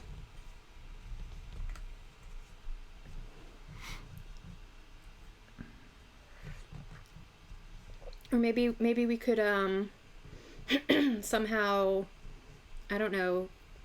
I guess this would only work in the winter, and it's also a bad joke. Utilize the coldness coming off of our terrible, poorly insulated windows to, like, cool a PC or something. Oh, now you're thinking. Yeah. That's a gamer window.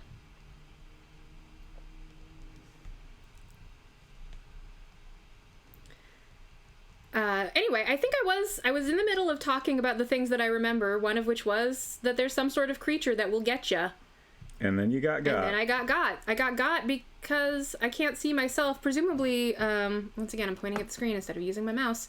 Presumably, I and the ogre that's getting me are behind this tree. Yeah, I'm kind of surprised you could get insta-got like that. Right. No opportunity to run away whatsoever. But I guess it's just a dangerous world out there. Yeah. All right. Definitely want to rate that this is ogre territory. And then we Oh, yikes. Oh. That's grim. Are we? Are we dead? Okay. Yeah. Roberta says, thank you for playing King's Quest IV, The Perils of Rosella. Next time, be more careful. Well, I can't restore, can I? Restore cannot. to what? There's nothing to restore to. I can only restart. Okay, and it drops me right back here. Yeah, that's okay, though.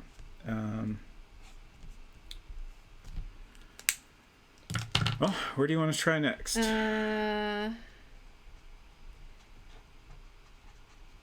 Which is the start screen? Yeah. Okay. Right here. And this is where we died. And this way is the stream, and there's the unicorn. Unicorn! Okay, so... You see a beautiful wild unicorn in the meadow. Its coat is dapple gray, and its wonderful horn shines like gold. The unicorn shies at your approach and trots away. Oh no! And there she goes.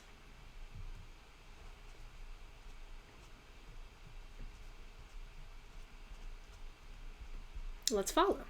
You need to quickly type make friends with unicorn. Befriend unicorn. The game does not understand befriend. Talk unicorn. So you went east of the river stream? Yes. Okay. Oh, yeah, well, that's right. We hadn't been on the screen before. Nope. You call to the wild unicorn, but it trots away at your arrival.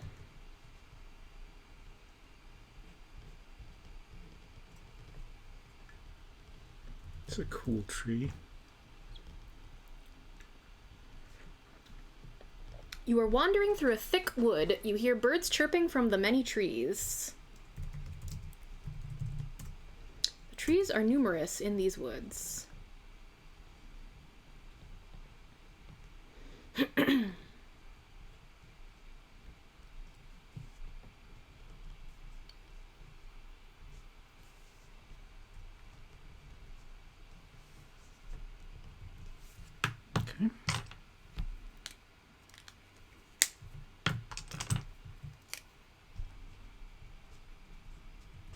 So this is north of the pool.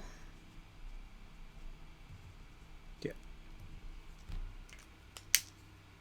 Ooh. Oh.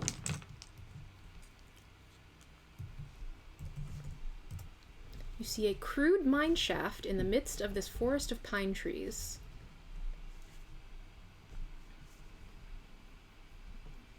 Should I go in that little door, or do you want to continue mapping? I'm not opposed to seeing what's in there. Oh, you know what I am going to do? Save? No, I don't. Okay, sure. Perhaps? I mean, I haven't done anything, but it still seems like saving would be good. Yeah, sure. Can't hurt anyway. I'm going to label this mine door.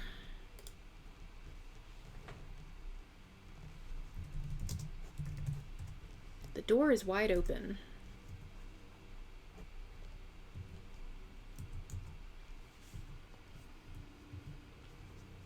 So this is north of the ogre's house. Whoop, okay. Here's where you might want to use those Yeah. diagonal walking buttons. Oh. This part looks familiar. Diamonds glitter and sparkle from the earthen walls of the Seven Dwarfs Diamond Mine. Within it, you see the little men busily at work. You have encountered a group of small men working in this diamond mine. They're not too friendly, though, as one of them forcefully tells you to leave the premises. Oh, heck. Were you going to try to draw the interior, or just note that there is... I'm not gonna worry about drawing it yet, unless it turns out there's lots of screens. There might be at least one more screen, as I recall, but I don't think I can... Yeah, they're gonna chase me out. Generally, I haven't bothered with inside areas unless they're more than a few screens. Okay. I tripped and fell, but it was fine.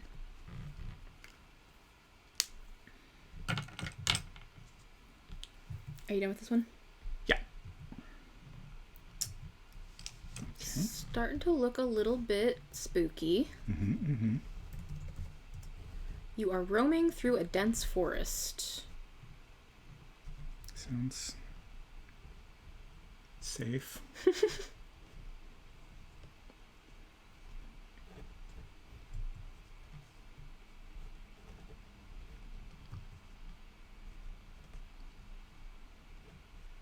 Should I go up?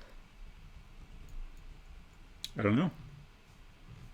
I guess we don't know how many eastward screens there are. Yeah, I wonder if I'm gonna have to use another sheet just to get our main Right. map filled out here.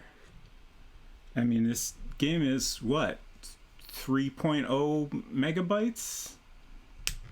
That's a lot of game. It's a lot of game.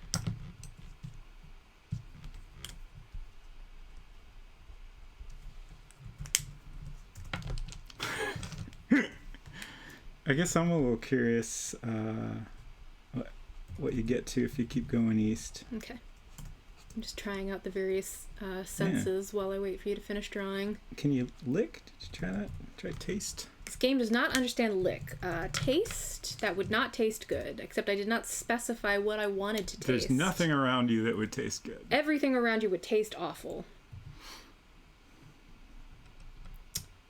Here we have some mountains, which I believe Janesta indicated that beyond the eastward mountains was where Lalat's castle is. Lalat's castle is east in the mountains. A mountain range rises to the east from the forest. A narrow path winds steeply up the side of it. So we have a lot of northerly screens that we have not filled in yet. Yeah, we've been spending a lot of time going east, but that's okay.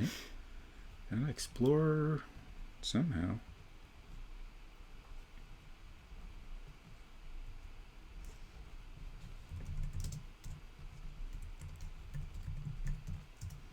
Rocky Mountains rise sharply to the east. Excuse me. Forest of pine trees encircles you. Cool.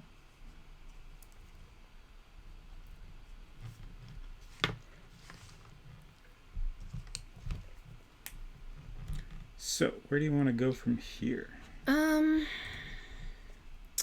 Given that there's a windy mountain path and we know that there's an evil queen more easterly, and also you're almost out of paper, I think I want to start going north. Okay.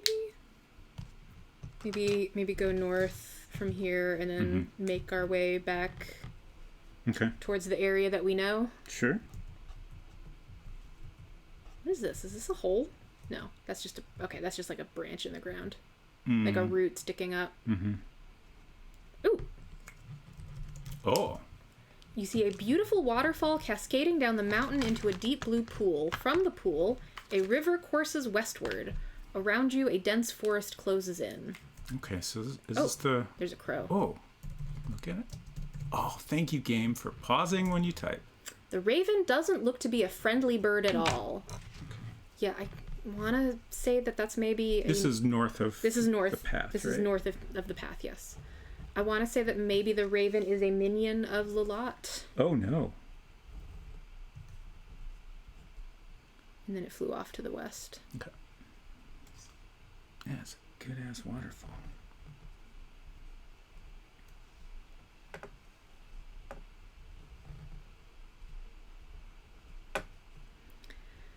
I don't know if this is like the streams around the starting screen were shallow enough that I could just wade through them, but I don't know if that's true of this, so I'm gonna do save. Yeah, I was gonna suggest save and find out.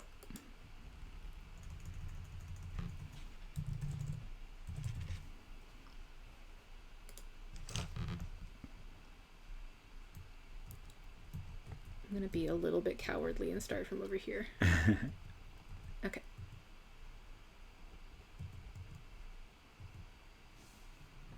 Obligatory waterfall scene, says Eden Waith.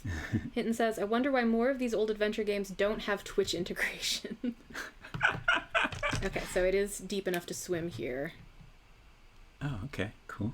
Okay, the force of the water pushes you back. Is there anything behind the waterfall in this game? I don't know, because Rosella is not strong enough to swim up a waterfall. There is? No. I thought there might be a little path, but I am blocked by a shrubbery. It's so wild to see stuff like this, such a sense of movement with basically 3 frames of animation. Look behind waterfall. Oh. You think you see something behind the waterfall, but you're not sure what it is. Okay. But how wouldst we investigate further? Gotta get the fish tunic.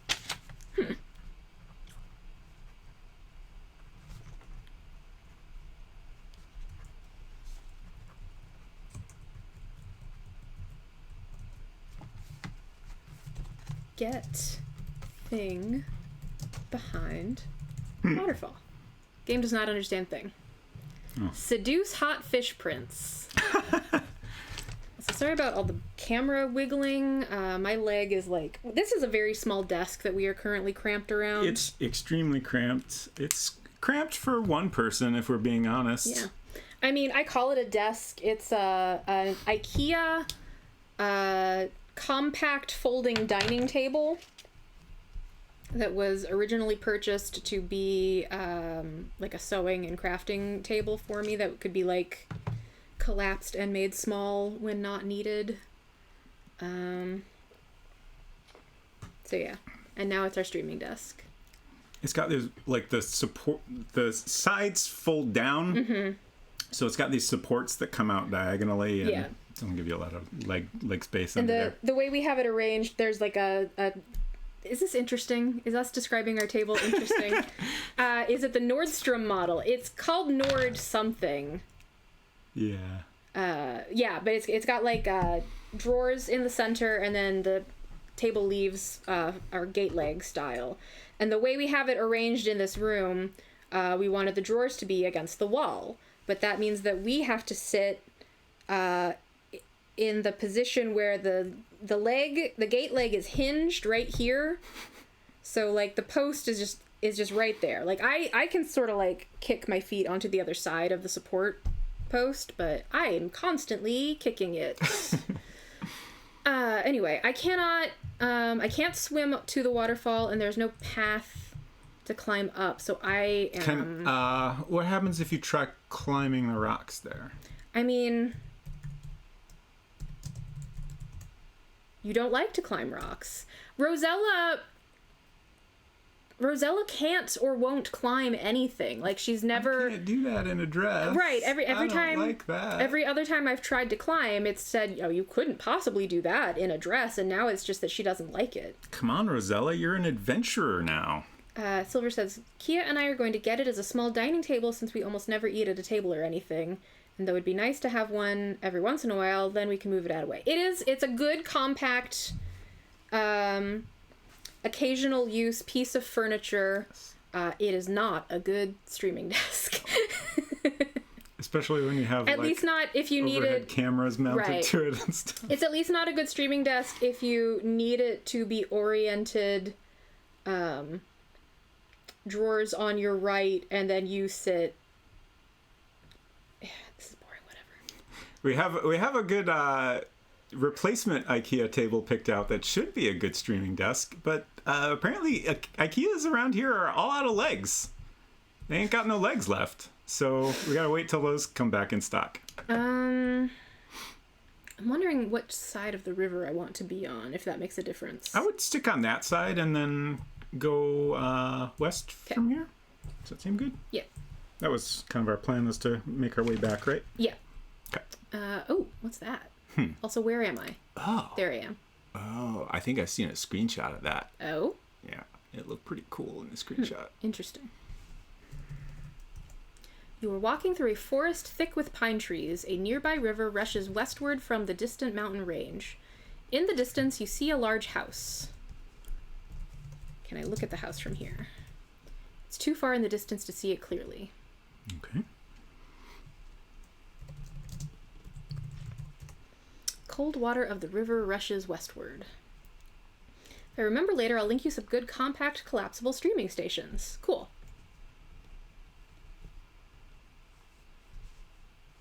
Our furniture needs are somewhat less flexible than would be ideal, since we also want this to be a guest room if in the future guests are a thing ever again.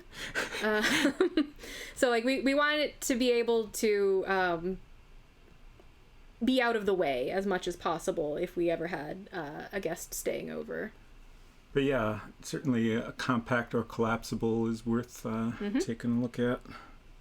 Are you still drawing? Yeah, but I needed to kind of see underneath there a little better. These trees are distinct from the rest of the trees, but I feel like they are. I'm just going to get the same forest of pine trees and circles. Yep, just the same generic tree information. All right. Oops. Do you want to go north and investigate this house? A little bit, yeah. Okay. Just let me finish this up first. Okay.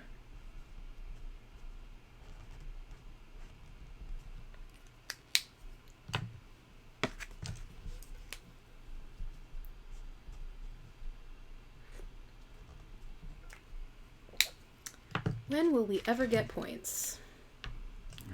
Oh, you know what? I know a source of points. It's a screen we haven't gone to yet. Mm-hmm. Do you know approximately where it is? It's extremely easy points that I've gotten just testing out the game for stream setup purposes. Which direction are these It's a points? little ways from Oops. here. I tripped. Oh no! I You got little sparkles. This yeah, I got animation. I got dazed from falling from this very small height. I believe the points I'm referring to are along the river. Okay. So if we keep going west, we should. Oh heck! There's that raven again. Look, bird. That's not how you spell bird. The raven doesn't look to be a friendly bird at all. Oh, where did we see the raven before? You first saw the raven at the waterfall. at the waterfall. Okay.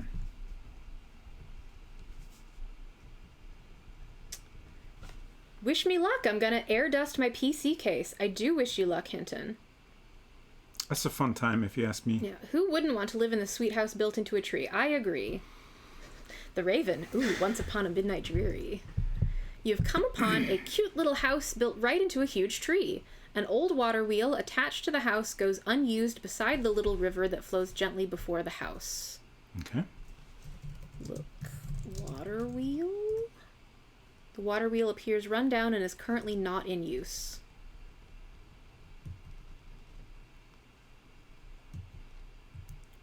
I can give some, maybe interesting, historical, contextual anecdotes to, I guess, color in what would have been my experience of this game as a child. Please do. When I was a kid, we had a extremely bootleg VHS, Nice. which contained 2 children's animated movies and some kind of football documentary. I honestly couldn't tell you anything at all about the football documentary, except that I was always very vexed when I put the tape into the tape player, and it was queued up to that, and I had to rewind so I could watch the things I wanted to watch. The 2 movies were The Flight of Dragons and The Last Unicorn. Dragons. We have not watched that yet, have we? We have to watch that. I have not. You know the song, though. I know the song. You know the song, and that's from very YouTube. good. Flight of Dragons is about dragons, obviously. And the relevant detail here is that one of the main characters is an old wizard. Shoot. Cornelius. Yes? I think his name is Cornelius. An old wizard, Cornelius, who lives in a house that has a water wheel on the side. I do not remember if it's built into a tree. I do remember that it has a water wheel. And that's about it. So anyway, I would have seen this, little house, little water wheel. I'd been like, it's Cornelius's house.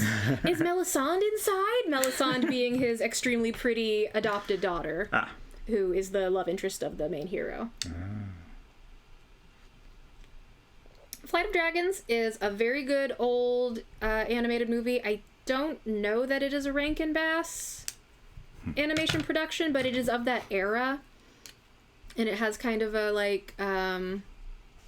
it's an isekai, actually, now that I think about it, now that I know that word to contextualize it, about a man who invented a board game called The Flight of Dragons, and kind of gets sucked into the world of this board game.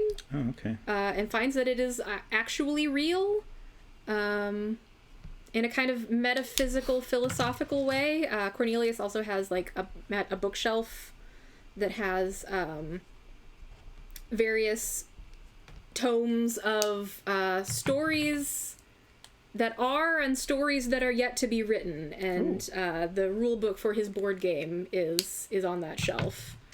And they also have to stop a bad wizard. Omadon. I just think for a minute. Omadon. Omadon is voiced by one James Earl Jones. Oh.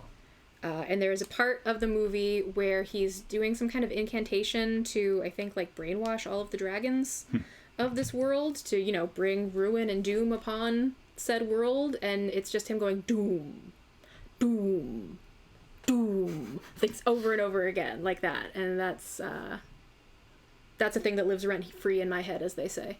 So we're going to go in here? Let's go in here. Just knock first? Oh, probably. It would be impolite not to. Yeah. Not Nick. Knock door. You knock loudly on the small door. No answer. Guess it's our house. Might as well go in. Open door. Okay. Oh, I know this. I remember this. Look, this is the main room of the Seven Dwarfs' cozy treehouse. What a mess it is. Before we do anything? Yeah, that's probably a good idea. Also, sorry if me drumming excitedly on the table made a bad sound.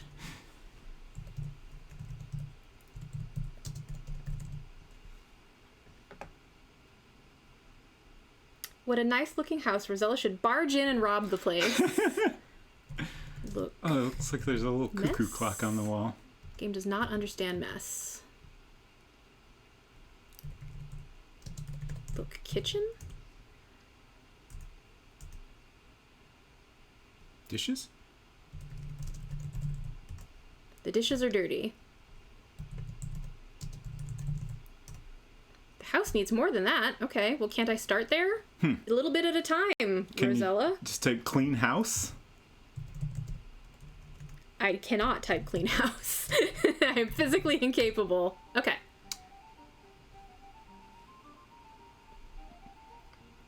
Oh my gosh. Oof. Dwarves, what are you doing? Oof.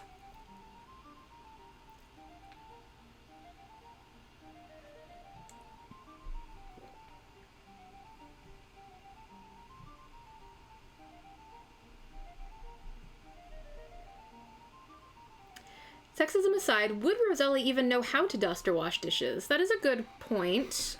She is Right. royalty.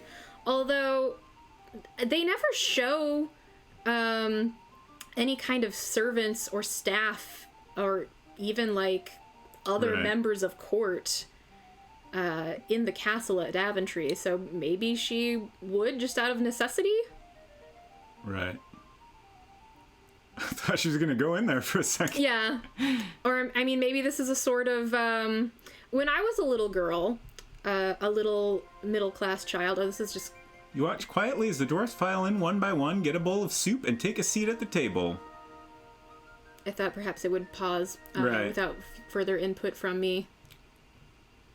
Anyway, I like to play Cinderella and, like, pretend to mop and sweep, and, I did actually put soap in water in the kitchen sink, and my mom was happy to let me do this, although I don't think I did a very good job actually washing the dishes. So anyway, what I was going to say is maybe Rosella likes to play poor peasant girl, so she knows kind of how to clean, but maybe not how to do it well. Yeah, I mean, certainly doing a bad job of cleaning up is more than these guys ever did. Right. Like when I tried to wash dishes and it was like the house needs more than that. I was like, well, you can start small. You don't have to like make it a whole big ordeal. You could wash a dish and you've made progress. Also, apparently we live here now because these dwarves are taking Seems that way. their sweet ass time.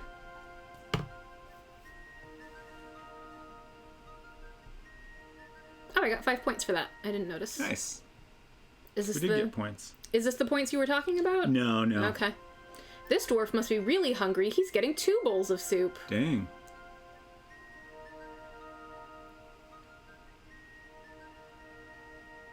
The 7 dwarfs seem very pleased that you tidy their messy home. One politely asks you your name, you tell him, and he cordially invites you to sit down with them and eat the bowl of soup he got for you. Oh, that's nice. Thanks for cleaning up, giant lady. Oh, is she just doing this automatically? You seat yourself at the table and begin to eat the surprisingly delicious soup. Yeah, the cursor's a crown, so this is like a cutscene, basically. Well, at least they're good cooks. Mm-hmm. Although they did leave their soup unattended while they are at work all day. Yeah, it's a little dangerous. And now we're just silently eating soup together. So, can you do anything now? Could you talk to the dwarves? Okay, I can. You politely talk to the dwarf nearest you. Where are you from, Rosella? He asks. You tell him Daventry. The dwarf thinks for a moment. Never heard of it.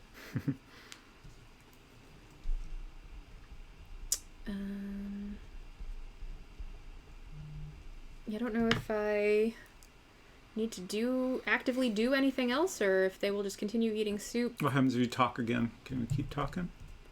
Okay. Again, you engage in conversation. Is Daventry far from Tamir? The dwarfs wonder. Very far, you tell them. How did you get here? They ask. As you don't want to get into specifics, you tell them by sea. That answer seems to satisfy them as they return to their eating.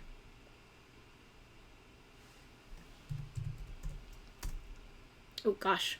You speak to the nearest dwarf again. He wonders why you are here in Tamir. You explain that you are in the service of Genesta, the good fairy, who wishes to regain her magic talisman from the clutches of Lalot, the bad fairy. Now, I thought she didn't want to go into specifics. Yeah, this seems like spilling a lot of details, but... Well, young lady, the dwarf states, I don't envy you. You're much braver than I am dealing with that evil fairy. Well, at least they agree she's evil. Mm-hmm. Be very embarrassing if you're like, I'm in the service of the good fairy and I'm against the bad fairy. And they're like, what are you talking about? Lalot is our queen and we love her. You never know, exactly, you never know who works for Lalot around here. For example, that raven. Mm-hmm. You attempt conversation another time, but the dwarfs tell you they must hurry and finish their soup as they need to get back to work before dark. Hey, Efton. Hey, Hefton. I don't know why that came out weird. It's time for the little men to go back to the mine. Plot twist, dwarves tell Rosella that Genesta is the evil one. Ooh. Goodbye, and thanks for the soup, you call as they take their leave. We were promised multiple times that there would be lots of twists in this tale. Yeah. Also, none of them thanked me for cleaning.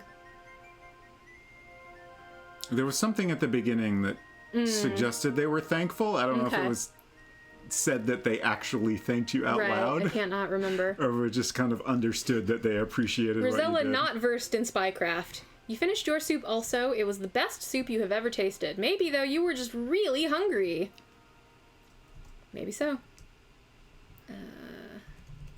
Look. Table? Look. There's a blue pouch on the table. Pouch.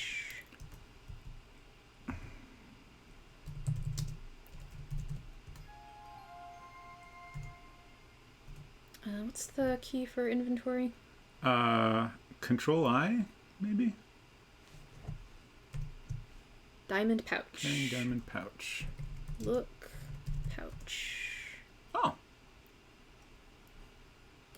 It's a pouch of diamonds, all right. Should I clean up? Yes.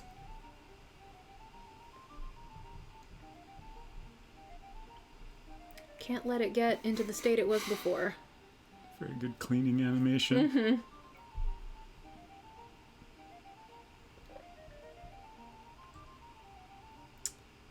Phew, I hope that's the last of it. Yeah, no kidding. Should I go in their bedroom and rifle through their things? Maybe. Free diamonds. Also didn't get to look at this room when it was in a messy state. You have entered the small upstairs bedroom of the 7 dwarfs. Okay. Look. Bed. There are 7 little beds. Look under bed. There are 7 little beds. There's 7 little beds under the bed? That's Apparently. wild. Look. Look'em shelf. Quit being a snoop, Rosella. Oh, called out. Ugh. How dare. Look. Drawer. You see nothing special. Open. Drawer? No, it's private. Fine. Look. Under rug. Rug. A nice braided Rated brubga. Lies on the floor. It won't let me look under it, I guess. Yeah. I guess the game has decided we're being respectful to these dwarves. I guess so. They did give me soup and diamonds. Although I don't know if I'm supposed to keep the diamonds. Mm-hmm. Oh, I should save.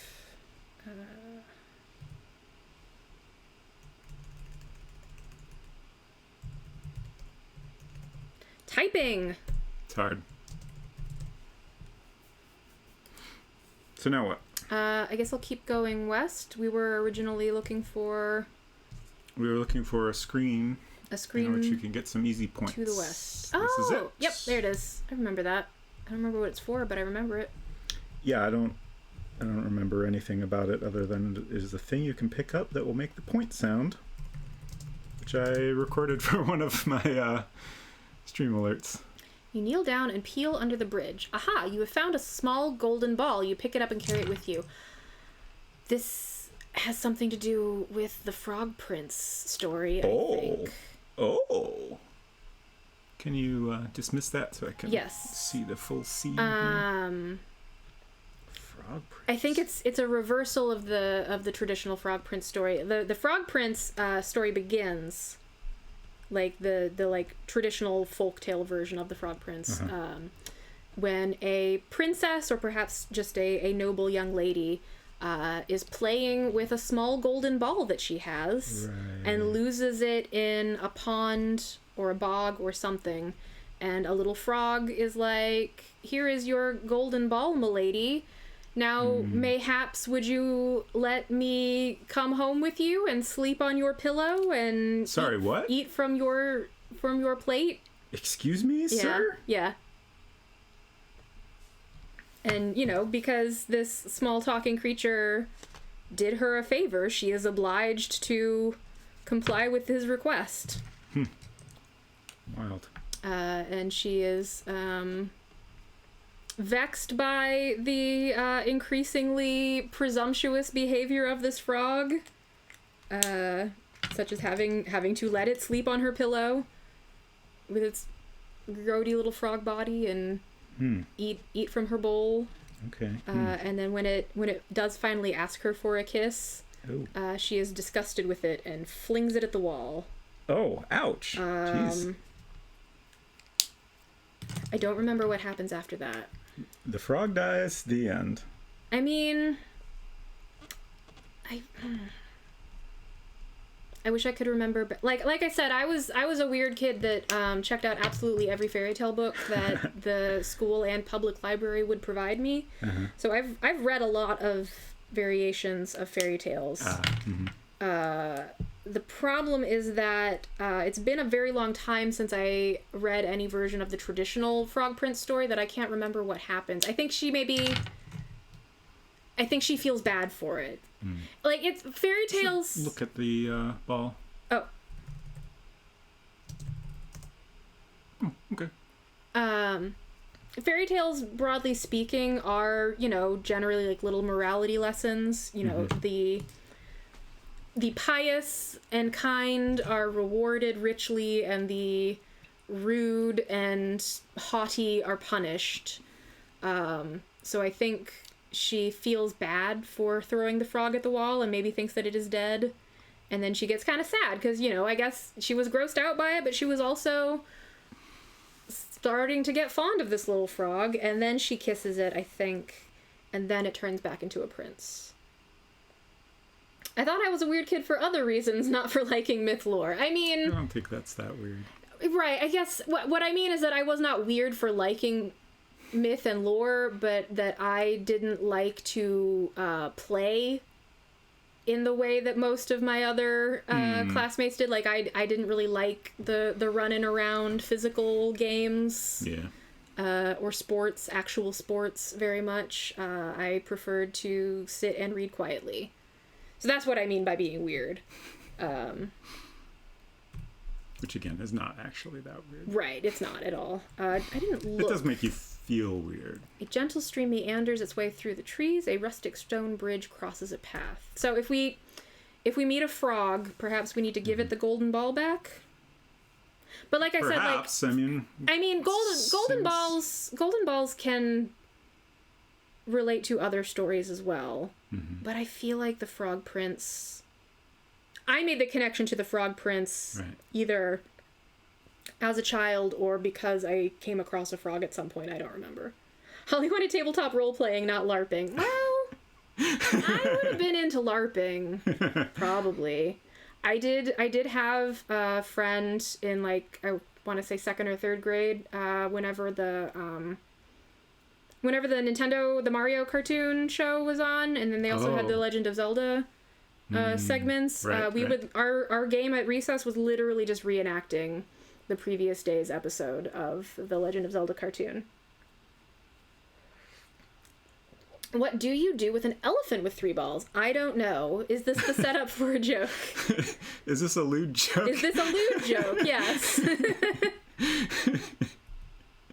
Excuse me, princess. Exactly. So this should... There's the there's unicorn. the unicorn again. Oh. Does the unicorn want the golden ball?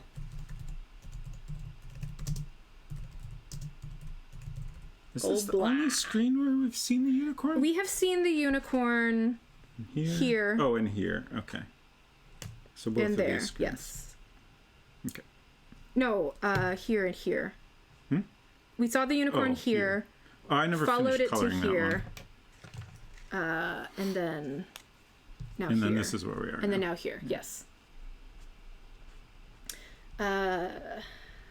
You walk him and pitch to the rhino. Okay, that's a sports joke. I get it. My go-to game until the cusp of puberty was just running around and making up stories with people who wanted to play or occasionally alone. Yeah, those were the good games. So I'm going to see if the unicorn wants this golden ball. Okay. You're not carrying anything the unicorn would want. So that's saying that the unicorn is not interested in either diamonds or gold balls. All right. Okay, so we've been northward. Yeah, we've been... Northward and southward in... Oh, there's the bird again. Look, bird. Raven doesn't look to be a friendly... I keep looking in case it says something else. Hey, robot's friend. Hey. Hey, friends. Glad to see a game that appreciates that grace and elegance of a command line bleh. Absolutely. I don't have grace or elegance right now.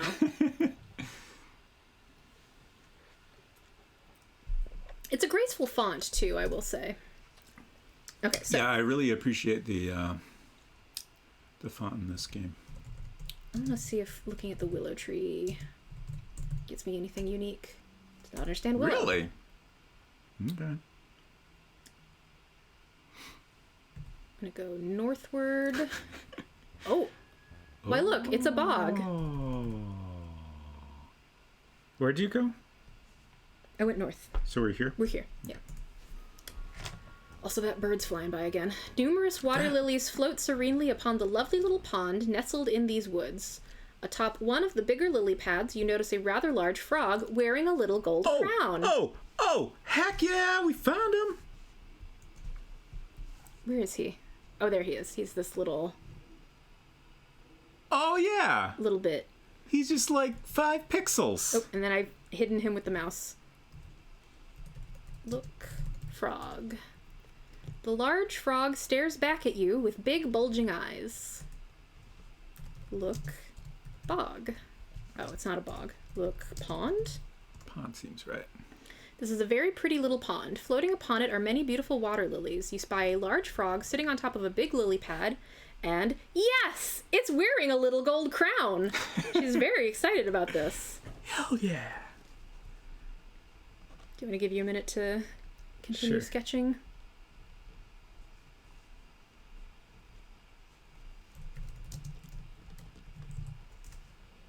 Many water lilies float upon this little pond. Atop one large lily pad sits a big frog. Appreciate command line interface. I don't know the word line. Does it know the word appreciate even? Gee, I wonder what the game wants us to do with this frog. I wonder indeed. If you just joined us, I did spend quite a lot of time on the previous screen recounting from memory the story of the Frog Prince.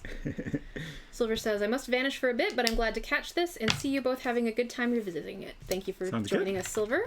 Hope you have a lovely evening.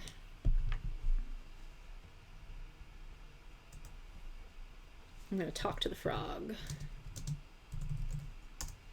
Ribbit, ribbit, he says. Well, what else did you expect from a frog? Okay. That's fair, I guess.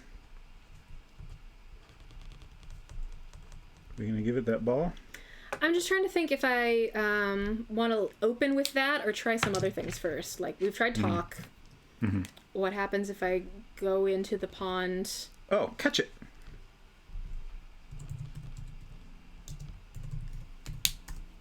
Too far away from it. That frog! Should I say first? Yes. Let's save before we be rude to the frog.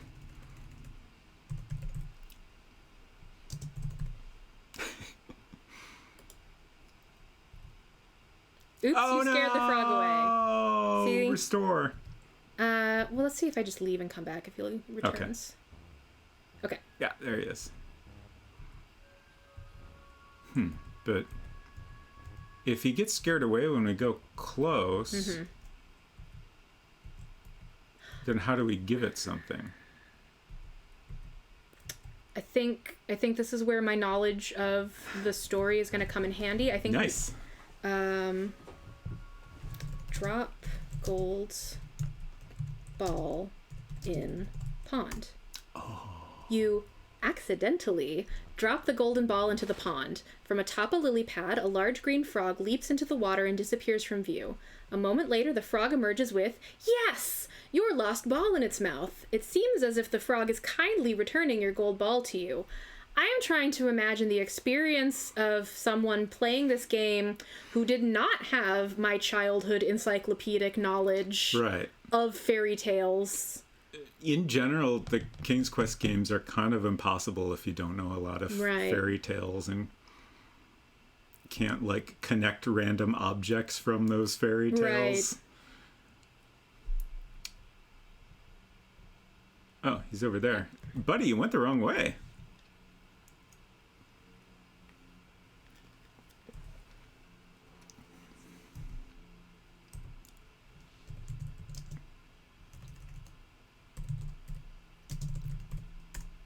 Game does not understand think.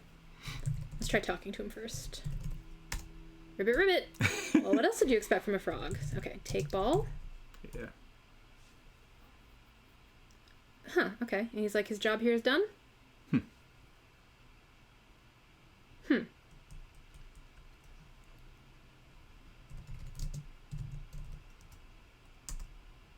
It's the same. Well, you see, the cuckoo clock goes in the planter. Yes, exactly. Which fairy tale is that from? I don't remember. What did you just type? Talk to the frog? I tried to talk to it again. Can we approach it now? I don't know. Scared the frog away. So he will retrieve the ball for us, but we can't... I don't think we got points for that, did we? I don't know. How do you restore? It's in the menu. Oops. F set. Okay, it's the same number of points. Okay. And I didn't get points for doing it. My theory... I think we should try to kiss the frog before we take the ball. I didn't think of that. I feel like surely we gotta kiss the frog, right? Yeah. Okay, do it again. Might as well start. Or I can't. Can you? I can't. Okay. When it's a crown, I can't do anything.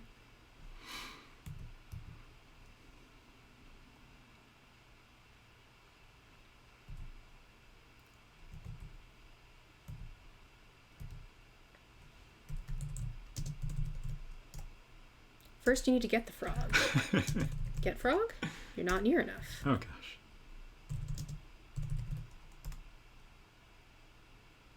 Squinching up your nose in disgust, you catch the large frog and hold it in your hand.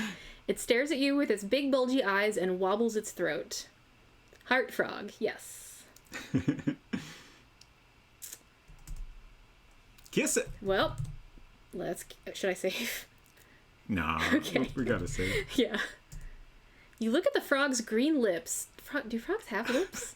Good. You feel silly doing this as you slowly put your mouth against the frog's. Oh, a little heart. Suddenly, the little green frog changes into a handsome prince. Hell yeah. Who are you? The prince demands. I thought you were supposed to be a princess. Why, you're nothing more than a peasant girl. You blanch a bit at that remark, but say nothing. Well, ta-ta, he says. I'm off. Here, you may keep this. To your surprise, he tosses the little golden crown to you as he takes his leave. Good riddance, you think. What a dick. Bye. Might as well get my ball back. Yeah. Take ball. All right, so we got a crown. We look at that. Oops. Kick prince in pants. Control I. Whoops. Escape. Control I. Write down that the frog is here. Here's the small crown. Aw, that's cute. What happens if I What wear am I it? going to do with that? Wear crown. That's not a good idea now. Interesting. Yeah, I mean, people will think you're royalty if you have a tiny crown on. That's true. Or they just might think I'm, Want frog back. they might think I'm just fashionable. I don't know if there's anything else to do here. I guess it's probably not. The prince went off that way. I don't know if there's any point in trying to follow him. Have we gone? We have not gone to this creepy ass screen. Yikes, No. yikes. This run-down, gloomy cemetery gives you the creeps. Many of the old tombstones have fallen over. The entire place is overgrown with grass and weeds. I'm gonna leave this text box up. Because you scared. I'm nervous. Yeah. Okay. This should pause the game and lets me see more of the screen so I can draw it. I appreciate a crown that comes with the warning, do not wear.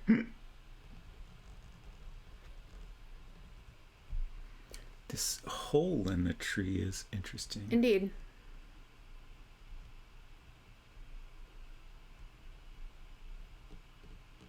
So this screen is interesting to me because it's one of very few screens we've seen so far that I don't recall ever seeing a screenshot of. It seems kind of familiar to me. I was, when we took our break, I was telling unsecretcrush that, like, I think my memories of this game are like a mashup of like the story of the game, which I know from the King's Quest companion book, Right. and then all the screenshots I could, find in magazines and stuff to look at. And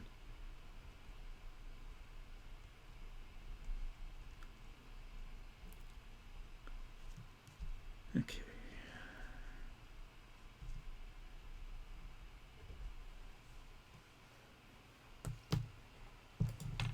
I'm gonna do Graveyard save. frog kissed save. Sure.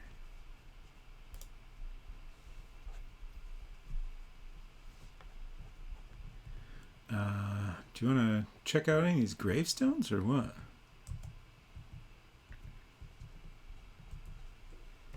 Look. Grave. Many graves with crumbling tombstones litter the cold old cemetery. Read tombstone.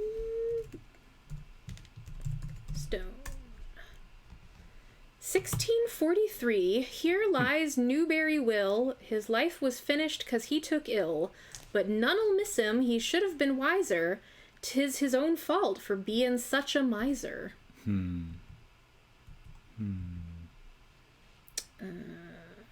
F3, I think? Yeah. Thorpe's corpse. Corpse. Okay. Sure.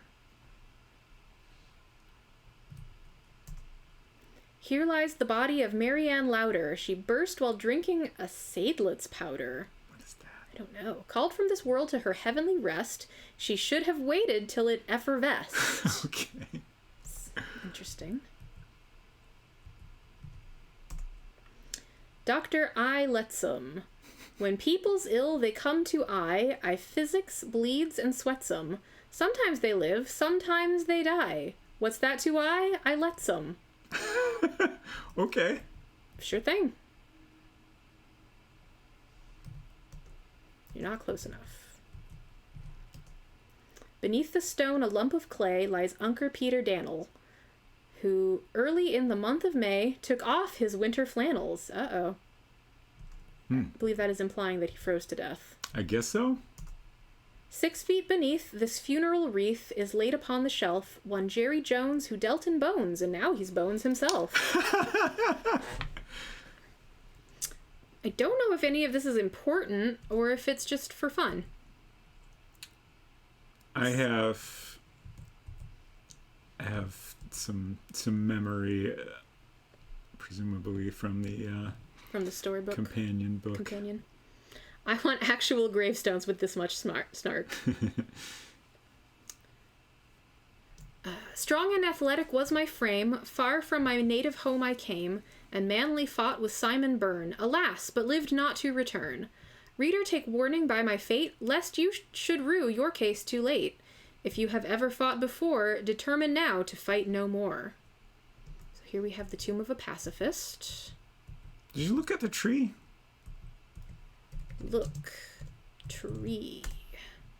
Old rotting tree adds appropriate charm to the decrepit cemetery. Is there an IP freely in this cemetery as well? Lord Coningsby, 1559 to 1626.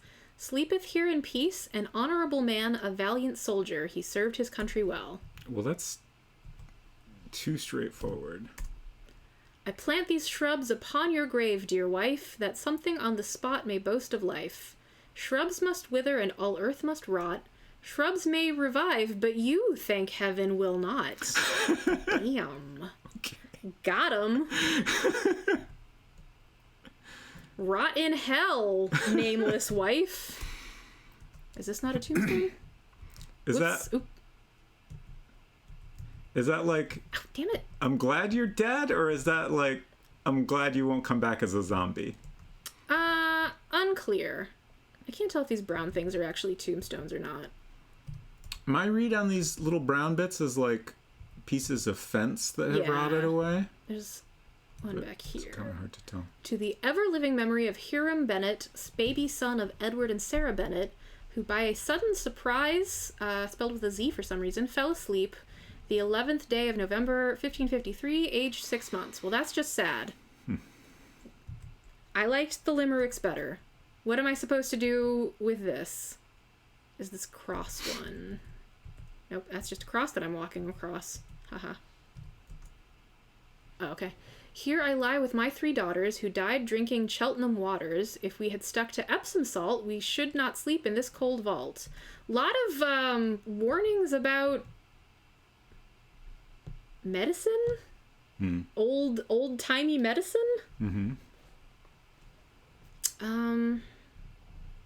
I think we've maybe looked at all of the stones. I know if we go... Let's check out that cool house. Okay.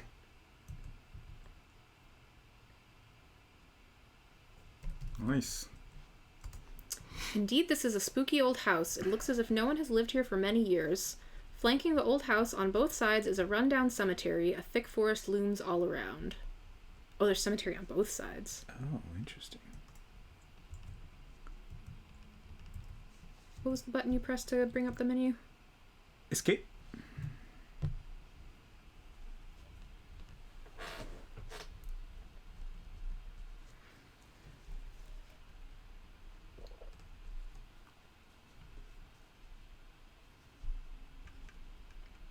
Screens have too much detail. It's hard to... If you let me out quickly, I can go refill my tea while you finish drawing that. Sure. And then we don't have to take a full break. Yeah. Oh, can I get out? Oh, that was close call. We're all fine here.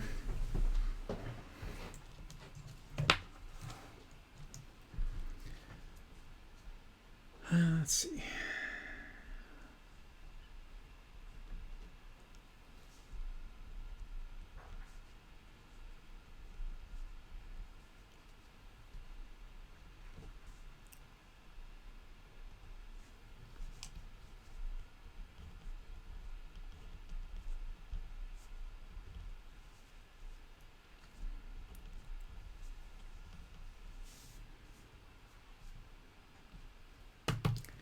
That'll do.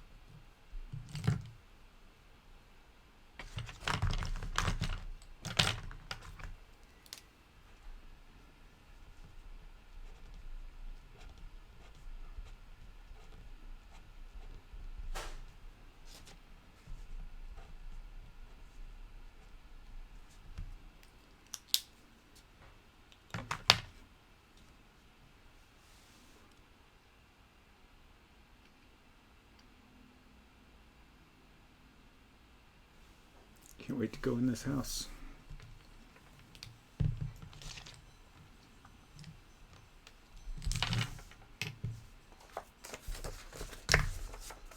Well, I'm waiting for unsecretcrush to come back. Let's take a look at our map. Doing pretty good, I think.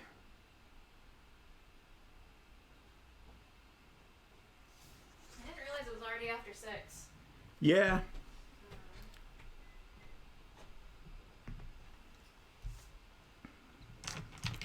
I figured we'd go another 15 minutes or something. Yeah. She started a little bit late. Oh, yeah. Take care of that so that we can... We're gonna go in here? I want to go in here. Yeah, I guess. I think we should save. Oh, absolutely. but I wanna go in 100%. there. Absolutely, we shall save.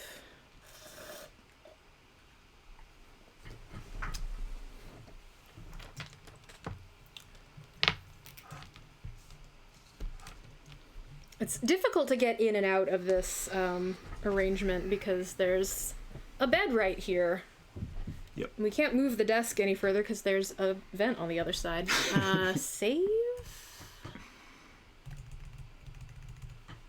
Spooky house.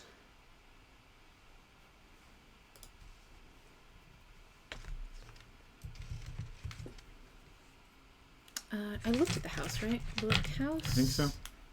This is not a pleasant house. In fact, it's downright scary. It looks old and abandoned and badly in need of tender, loving care. To make matters worse, it sits right in the middle of an old cemetery. So maybe before we just looked around instead of at the house. Look, door. Finely carved wooden door. Knock door. With trepidation, you rap on the door. Not surprisingly, nobody answers. Open door. Oh, this is garish. Oh, heck. This is the entry room of the old house. Downstairs you see 2 open doorways, and upstairs you see an additional 2 doorways. The room is cobwebbed and dusty, with wallpaper peeling from the walls.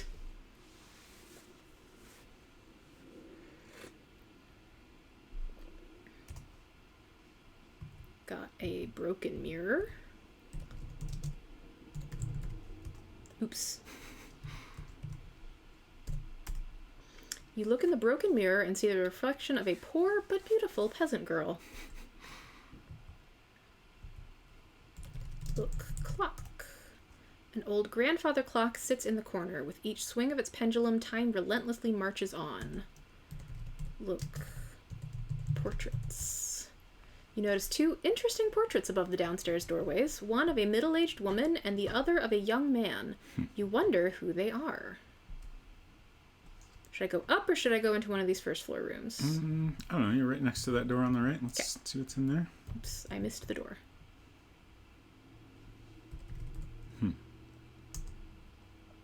This old dining room has seen better days. The long table is littered with crumbs and dust, and against the wall the empty hutch is covered with cobwebs. This is a great, I love the frame around the room and everything. The cobweb in the corner. This house might be worth drawing a map of, but I don't think I'm gonna bother with that today since we're There's nothing of interest in finishing the up. hutch. Can't do that now. No. Yeah.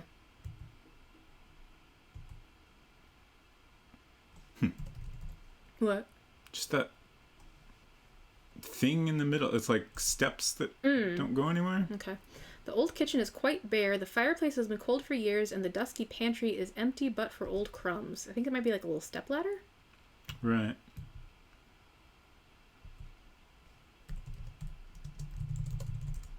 An old ladder sits in the middle of the floor. Can you? That is not understood. What happens if you try climb it? I've been... No, I mean type climb ladder. Oh. It's difficult to climb while wearing that dress.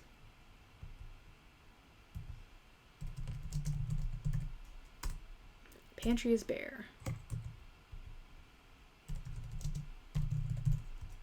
Barrel is empty, you can't use it. Look, churn. Okay, that's obviously a butter churn, though. Right.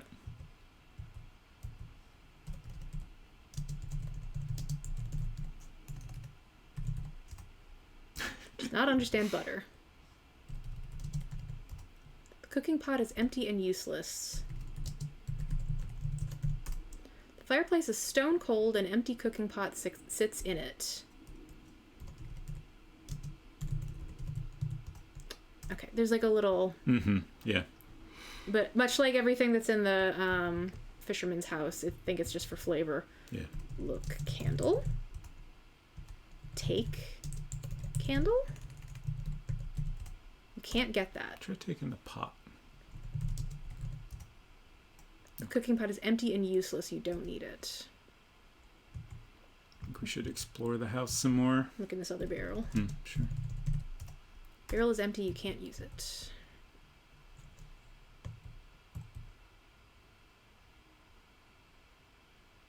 There's a high chair. Yeah, you're right.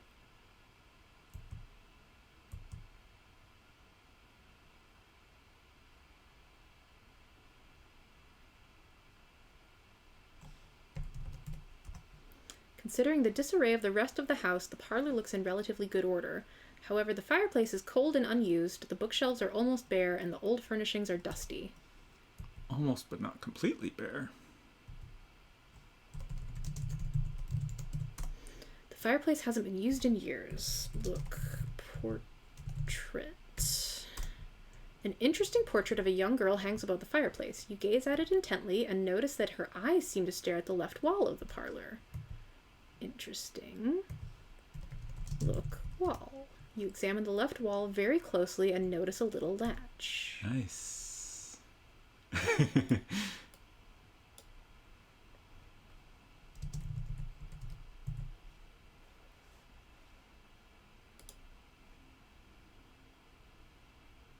What's the verb you do to a latch? Pull? Yeah, I would try pull. You flip the latch in the wall, and behold, you have discovered a secret door. Nice. You found a secret tower. Narrow steps stairs. spiral dizzyingly upward. You noticed a shovel leaning against the wall. Our greatest enemy, stairs.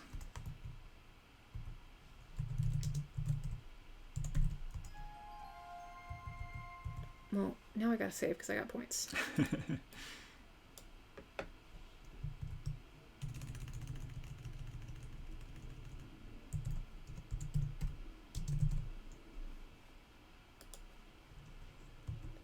Well, here I go.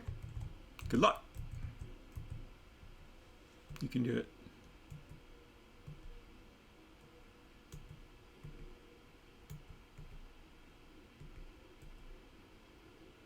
It's possible these aren't fatal stairs. It's hard to tell when you get... Okay, now this would be fatal. Good luck with that. You don't want to save now? That's my experience with stairs. Could probably just hit return there, if that's easier. Okay.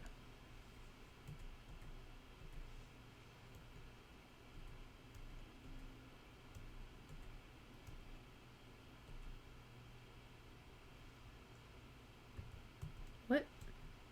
Okay. What? Where am I? Also, is there a wall where I'm at?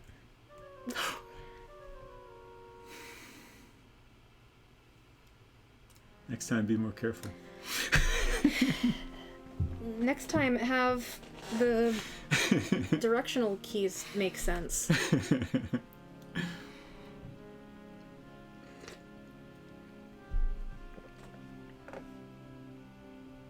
This death music goes on for quite a while.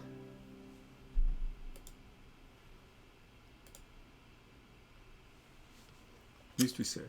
Yeah, the problem I ran into is that once I got to this turn, Right. I was unclear, like, did I want to be pressing 2, which is towards me, Right. or 8, which is away from me? Mm-hmm. And I still, I don't I think I satisfyingly know the answer to that question. think you want to press the direction the direction you want to go on the screen. Okay. I mean, that's generally been the case in... Also, can I... You might want to do a save. Yeah, I was going to say, can I assume that there is a wall? Isn't that the way you fell off? Here, I have no idea how I fell off. Yeah, I don't know either. I wouldn't trust it. That's fine. Just save over it.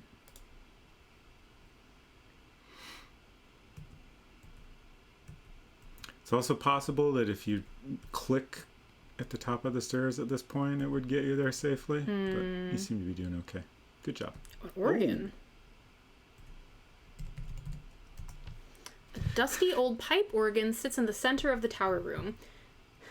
You can walk off the stairs and die is such an interesting game decision in this context. It is. I hadn't thought about the mouse clicking. Actually.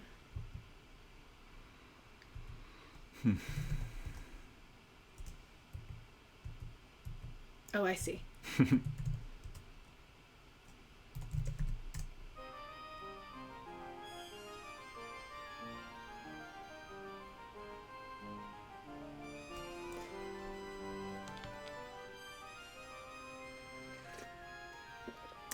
Rosella's a very talented girl.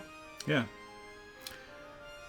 Efton says extend game time. Yeah, like, I feel like a lot of it, like, if you look at advertising for these games, you know, they spend a lot of time talking about, you know, they're 3D adventure games. Like, I feel like they did it as, you know, just part of what they thought made these games interesting is, right, you know, your ability to walk around in 3D space and stuff. And like, I don't know, like in the context of going up some stairs, it's a little bit weird. And it's, you know, certainly now it's not the most interesting part of these games, right, but I guess I appreciate that they tried some different things aside from just, you know, focusing on story and puzzles and stuff. Do you think that playing the organ is going to make something happen? Yeah, I don't know. Lives by a certain amount of pure chaos, and being able to die unexpectedly plays into that. Yeah. What a virtuoso you are, Rosella.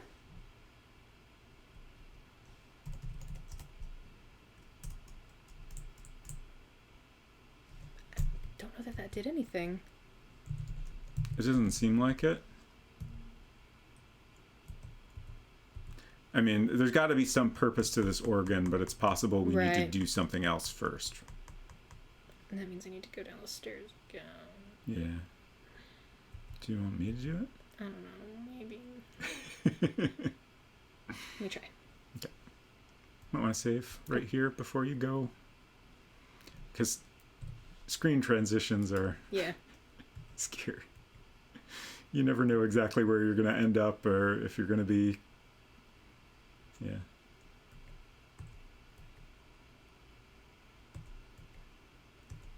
Sounds of the organ summon the Yeti. Oh no.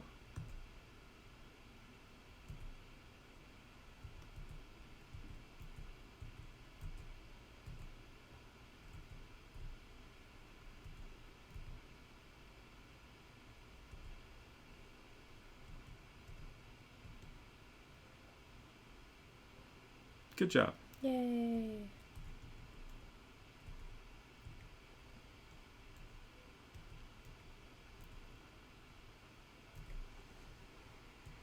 You missed the door.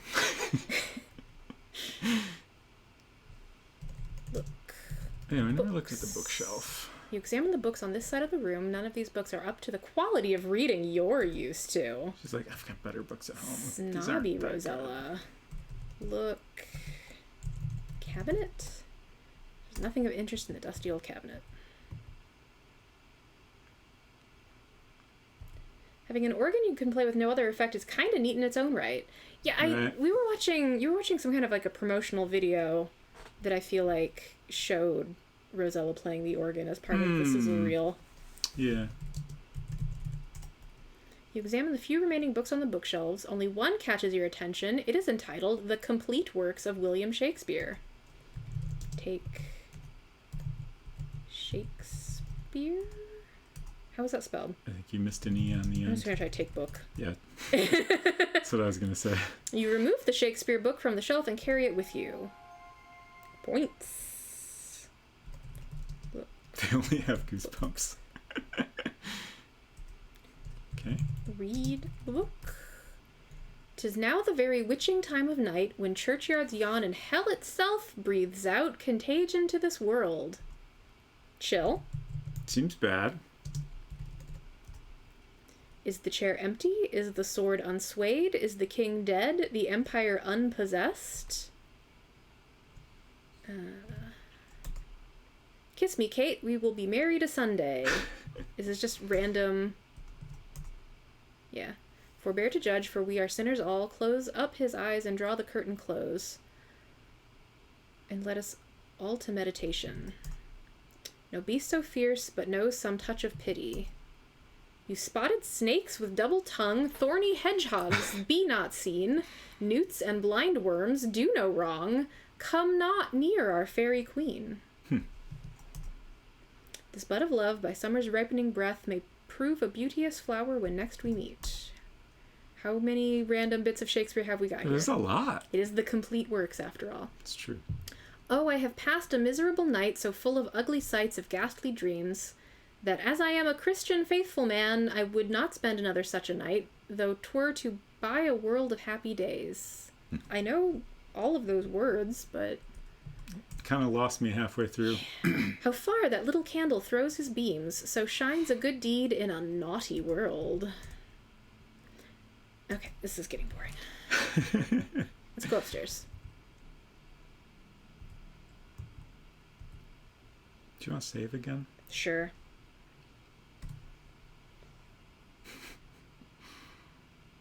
Stairs 2, the sequel to Stairs.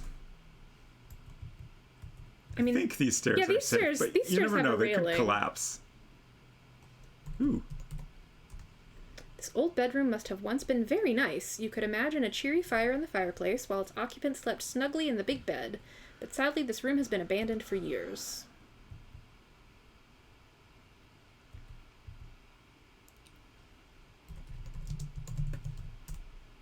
A large old chest of drawers rests against a wall. Shakespeare made more sense once I learned it was mostly dick jokes. The chest of drawers is empty. Okay. Yeah, bedspread is quite tattered. Fireplace has been cold for years. There's nothing there. Look. Cupboard. Wayward. Again. It's a hard word, okay? Yeah. You see nothing special. Old bed still looks comfortable. Interesting. I mean, I don't know that I'd agree with that. There's nothing under the bed. Can you lie down?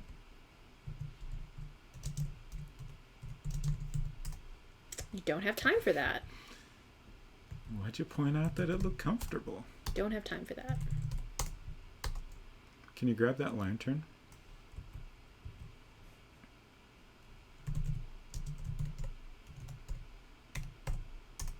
It belongs to the dwarfs. What?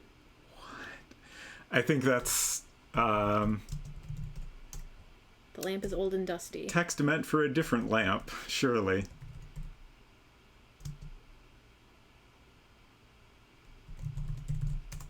You don't have it. Belongs to the dwarfs. What did I try before? Did I try take lamp? You tried get lamp. I don't Okay. think it's... I think it's just decoration. Oh. Oh.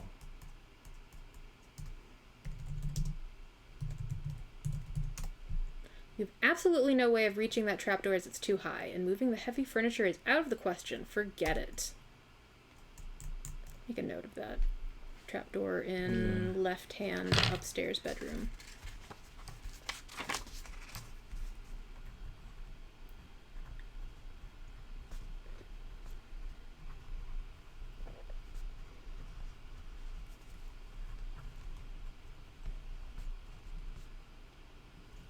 On the left-hand side or right?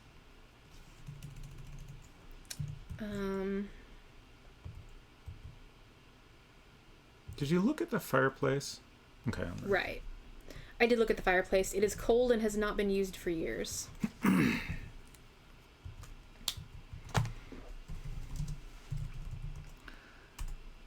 was gonna say, I think it's a combination of Resident Evil 7.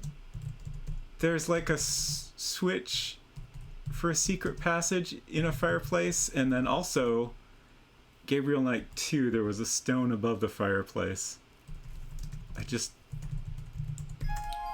Oh, what's that? Thank you for the follow. Oh, welcome in. For a second, I thought that was from the game.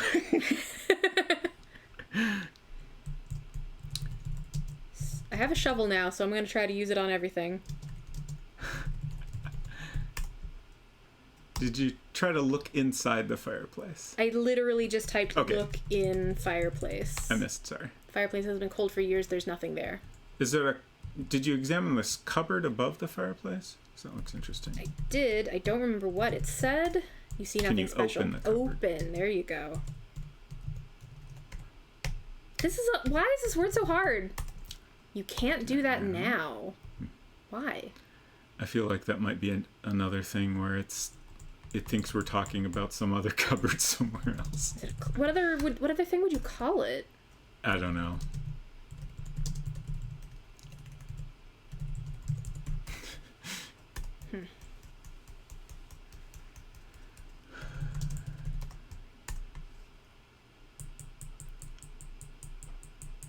My experience from other games has been like, you know, we've chosen words that make sense for this thing, so this may not be a thing that we can actually do. Right. Yeah, I agree. This game needs tab completion. I don't know what that means. Like when you're typing in a command line, you can hit the tab key to fill in the rest of like the command or path name that you're trying to fill in. It appears as if this was once the master bedroom. However, cobwebs hang everywhere and dust covers the furniture.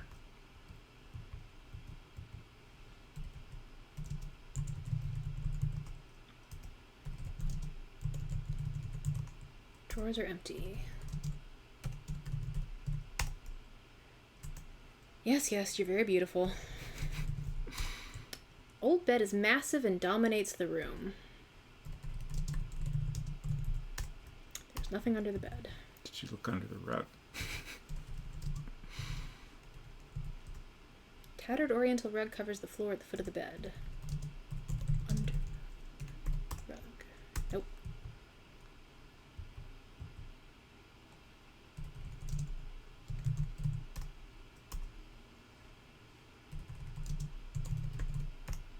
Okay.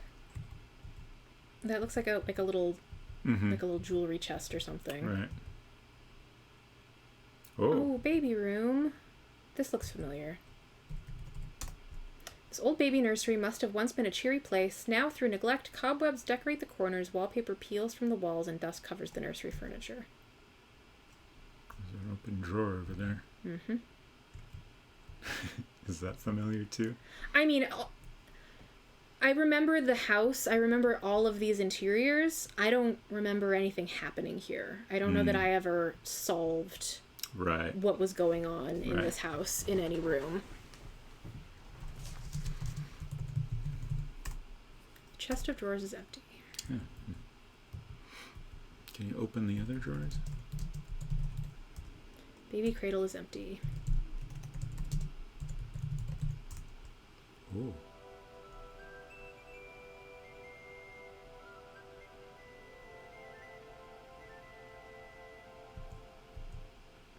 I think it just kind of does that. Chest of drawers is empty.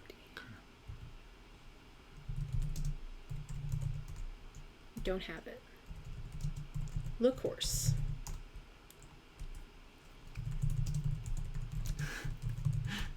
You're too big for it. Oh, come on.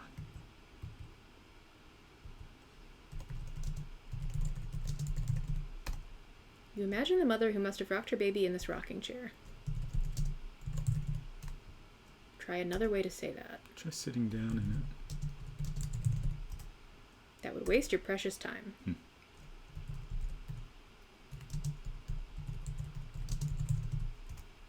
That is not clear.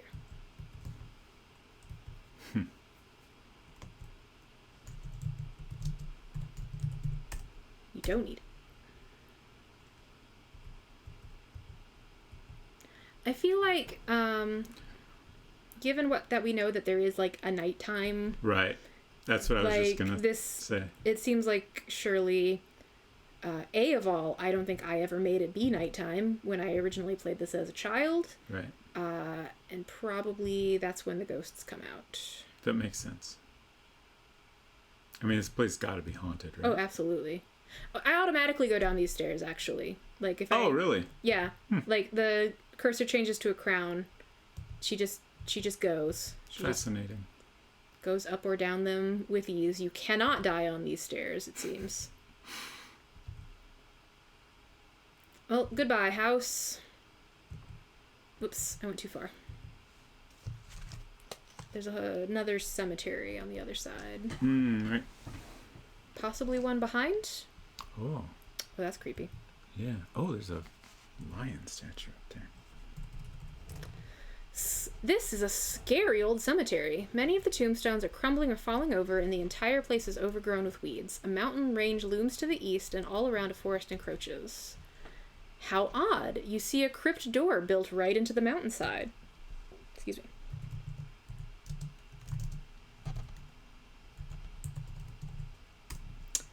Betty Cowden, 1650 to 1669. Here lieth the body of Betty Cowden, who would live longer, but she couldn't. Sorrow and grief made her decay when she lost her lover at sea one day. Cheerful. At length, my friends, the feast of life is o'er. I've et sufficient, and I'll drink no more. That's me editorializing. It says eat, not et. My night is come. I've spent a jovial day. Time to part, but oh, what is to pay?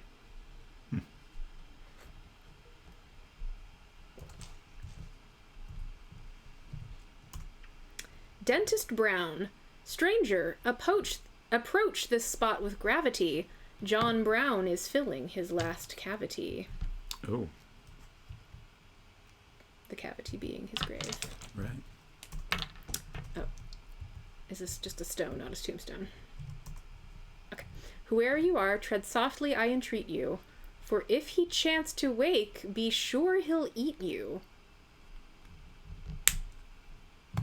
Ominous, indeed. Yep. Let's go look at this. Rebecca Freeland, 1598. She drank good ale, good punch and wine, and lived to the age of 99. Good for her. 1546. Reader, here lies, but forbear to read more without a tear. One, I cannot speak the rest. You may weep, I'll smite my breast. Grief preventing and this stone, too small to be written on. Only this, a little boy, Willie in Abram's bosoms laid.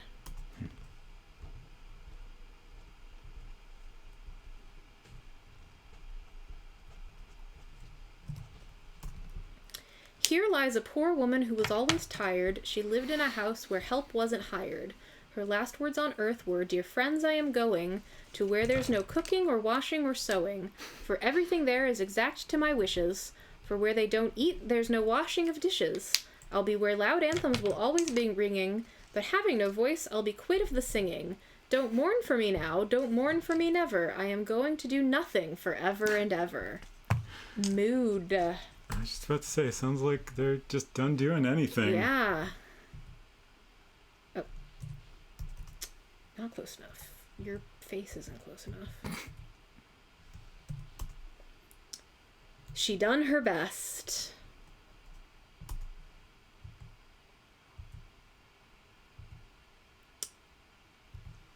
Look. Crypt. The stone crypt is built into the mountainside.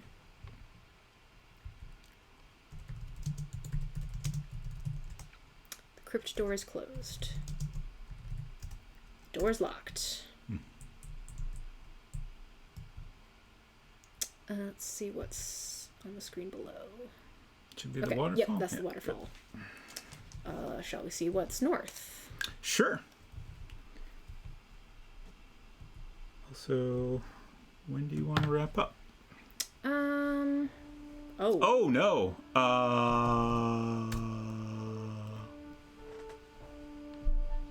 You have come upon a bizarre group of scary human-like trees. A thick forest of pine trees surrounds this strange group. Steep mountains block your way to the east. This is north of where we were, right? Yeah. I don't know where I want to wrap up because we just found a scary forest of trees.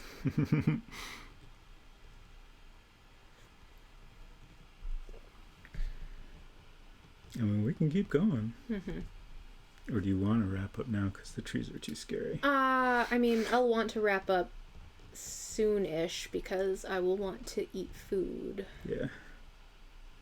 I agree. We could, I have a feeling that if I try to walk any further in the screen, those trees is gonna grab me. Yeah, it seems like a pretty good bet. So we could start working westward and fill in the map that way. Sure. I wonder if there is... well, okay, we're now the same number of screens. Like, I'm looking at the map. Like, here, this is where the point where the screens wrap. Right. So there might not be any more north, necessarily. Well, if you go north from here... And if it wraps around, I mean, it's possible it'll do something different. But there is a spot we're missing here at the bottom. A lot of my save files start with an S, coincidentally. Guess.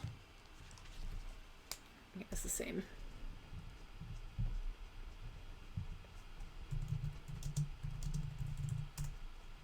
The trees do not have the capability to talk. You should save me? Oh, I did. I just did. Okay, okay. Oops.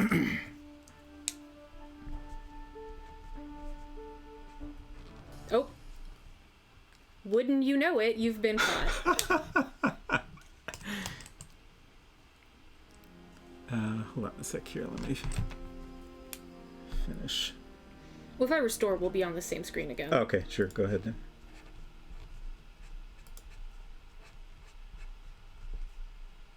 Okay, that's good enough. I'm gonna... Trees.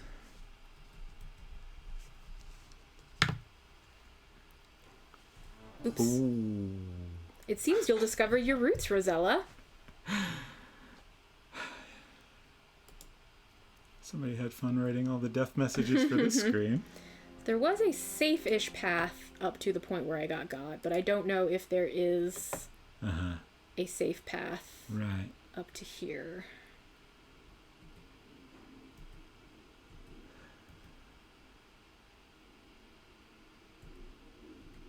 Nope, okay. Talk about being torn limb from limb. Okay, I'll stop trying to go north.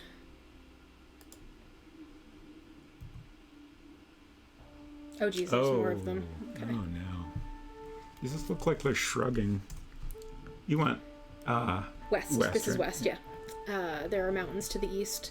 This place gives you the willies. The trees around here are very strange, almost human-like. A dense forest surrounds this odd grove of trees.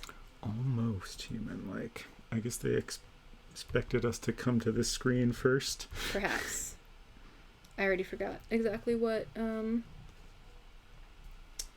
last screen described them as. Also, I didn't notice until just now, Robot's friend said these gravestones are an emotional roller coaster between silly, tragic, and outright threatening. You're not wrong. Yeah.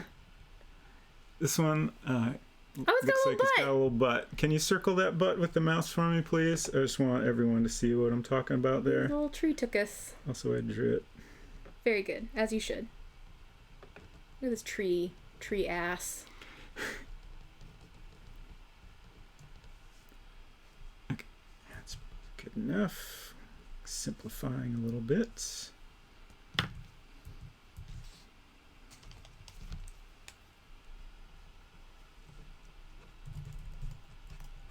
These trees do not have the capability to talk.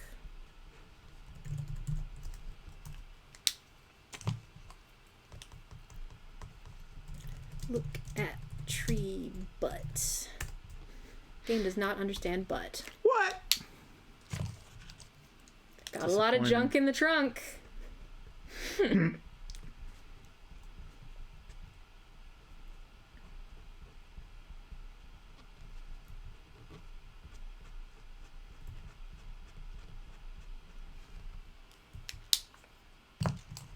Oh, another house.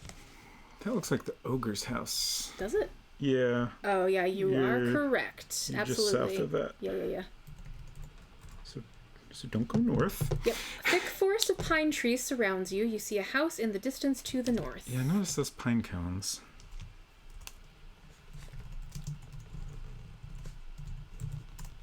This game does not understand pine cones. Really? Look, bird. You see small birds here and there.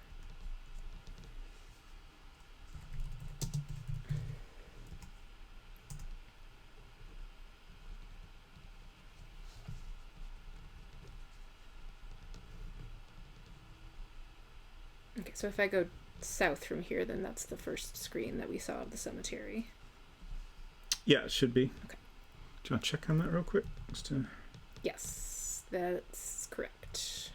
Always good to confirm. Sometimes they decide space works a little differently than expected. Right. And then there should be one more screen here that we haven't been to. Mm-hmm. Are you ready for me to go to that now, or shall I Not wait till quite. you're done coloring? Yeah, just fill everything in here. That should be good now. Okay.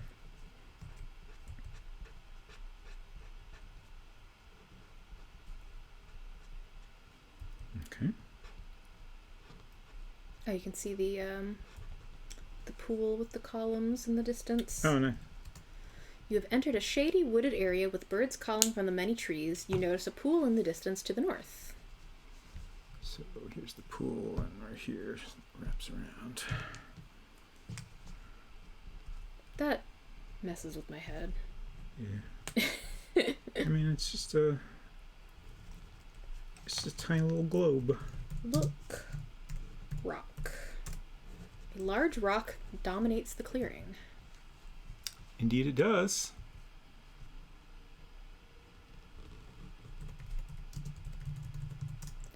There are flowers here and there. Can't climb. Where do we find some climbing pants for Rosella?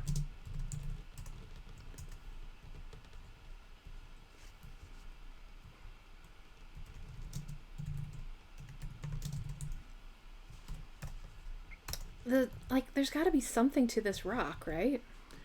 Yeah, I don't know. I mean, it's... Oh, is it just a Sierra reference? Because it's kind of shaped like the logo. I mean, it doesn't really quite look like... It's more like the back of the Sierra logo, if anything. Right. Like, I don't think they're going for that. Mm-hmm. But it certainly stands out, and Right. like... Yeah. Who knows, though? Possible it's nothing.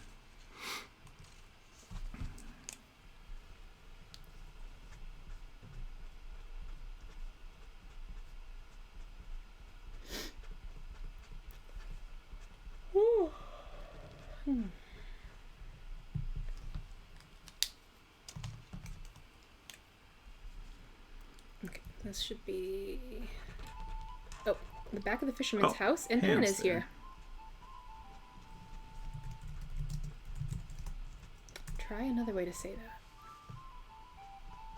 What did you take? Follow Pan.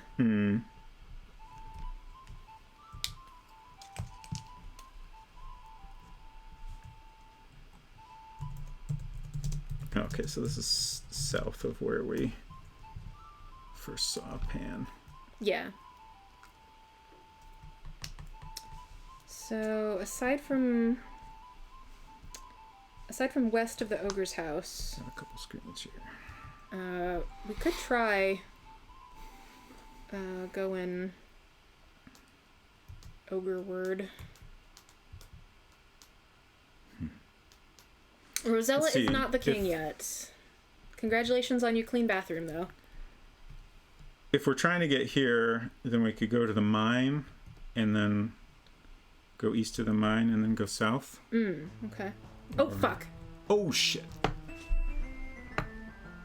Oh no, you're caught. The terrible ogre grabs you by the braids and drags you off to an untimely end. Dinner will definitely be on you tonight. I did not remember that he could appear on this screen. Yeah.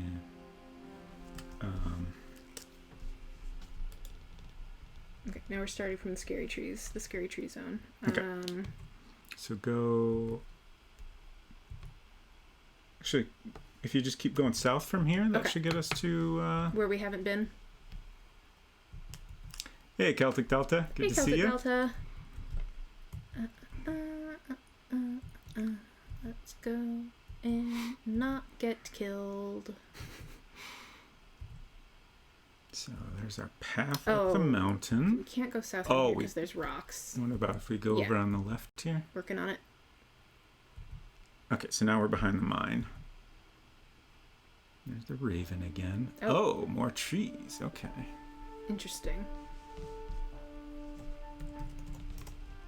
This is a creepy place. You found a grove of very odd and scary-looking trees. A thick forest surrounds the grove. So it's south of the mine, right? Mm-hmm. South of behind the mine? Yeah. That's what I meant.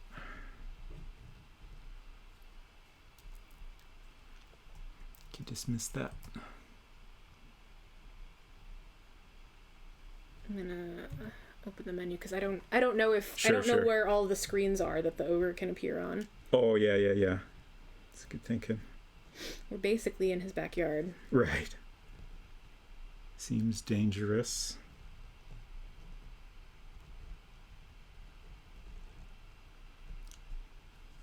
This guy's making a funny face.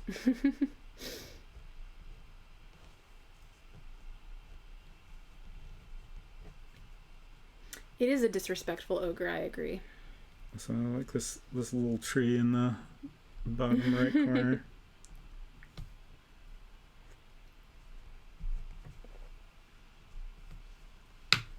Okay. Trees do not have the capability to talk.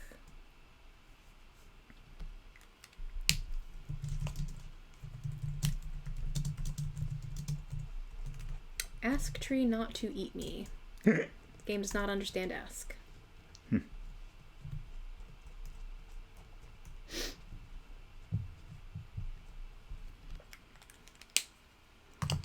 So I'm curious if I can walk through these trees, given what happened last time. Right.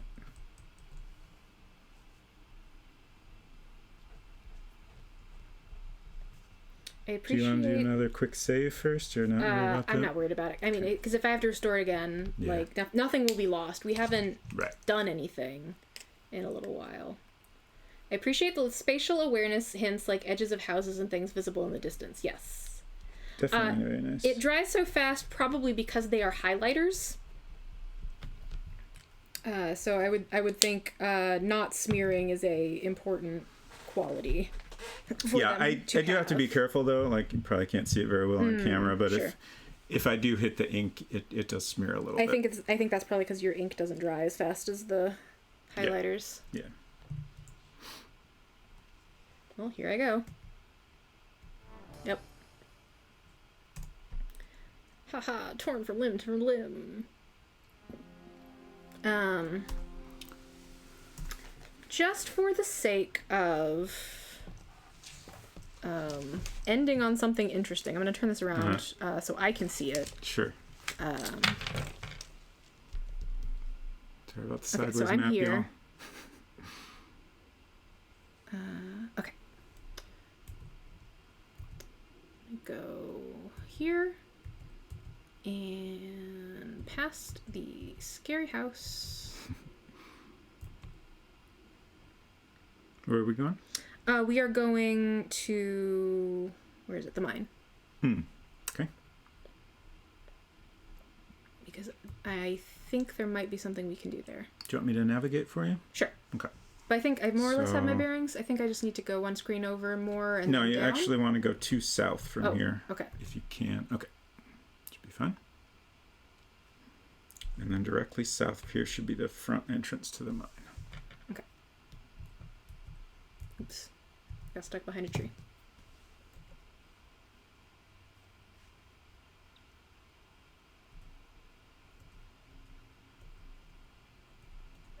Damn it. At least it's not fatal. Yeah. It's a little annoying though. Yeah.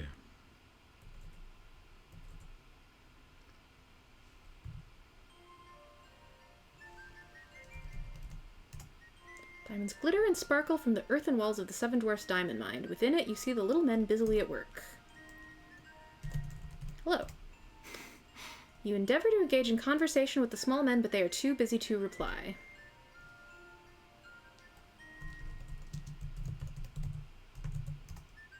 Sparkling diamonds gleam from the walls and litter the mine floor.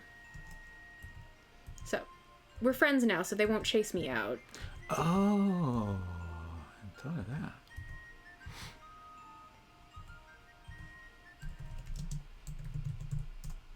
Don't have it. Can I take it? I'll have to take a different approach. What are you trying to do? I'm trying to inspect this because there's like a little pixel under it, but it's like... Oh. Is that just... I mean, there's lots of little pixels around. Yeah, I don't know. Like, I don't know if it is anything. Right.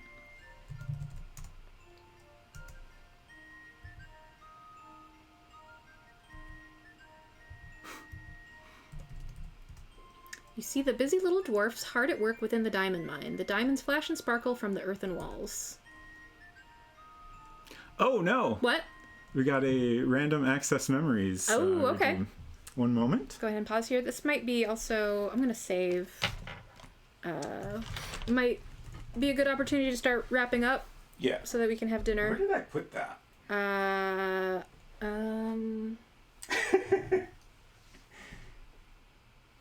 Is it on the other side of the cart? Oh, no. Oh, yeah, you're right. Yeah. I was gonna say we moved something to put it there. You just can't see it from this side. Diamond mine. Okay. Switch. What's do we need to switch spaces? Switch seats? Yeah, let me move headphones out of the way. Been waiting for this. Interested to know what this is about. Do you want to sit in this spot? Okay. Trade places. Okay. Okay. Do you want to switch to Yes. like a different scene? A little dusty.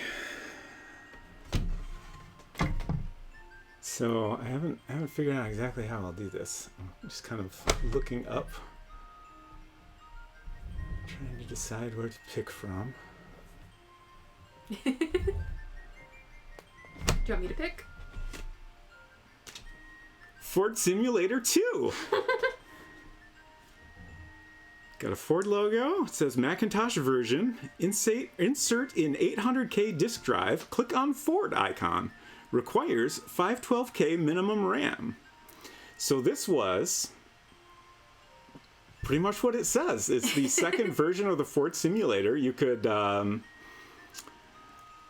don't remember if you could choose different cars or what, but it's like a combination advertisement for Ford and like a little simulator where you can just drive around in a Ford vehicle. I almost wish I could like pop these in and actually show them to you, but I'm pretty sure if you're interested in seeing more, if you do a web search for Ford Simulator 2, you could find some screenshots. Yes, thank you for that random access memory. So, yes, anytime someone redeems that, I will pull out a random disc from here and share it, and give anything I can remember about it. I also have, for now we'll probably stick to this, but I also have a big old bin of old CD-ROMs and stuff that we might use other days. Thank you.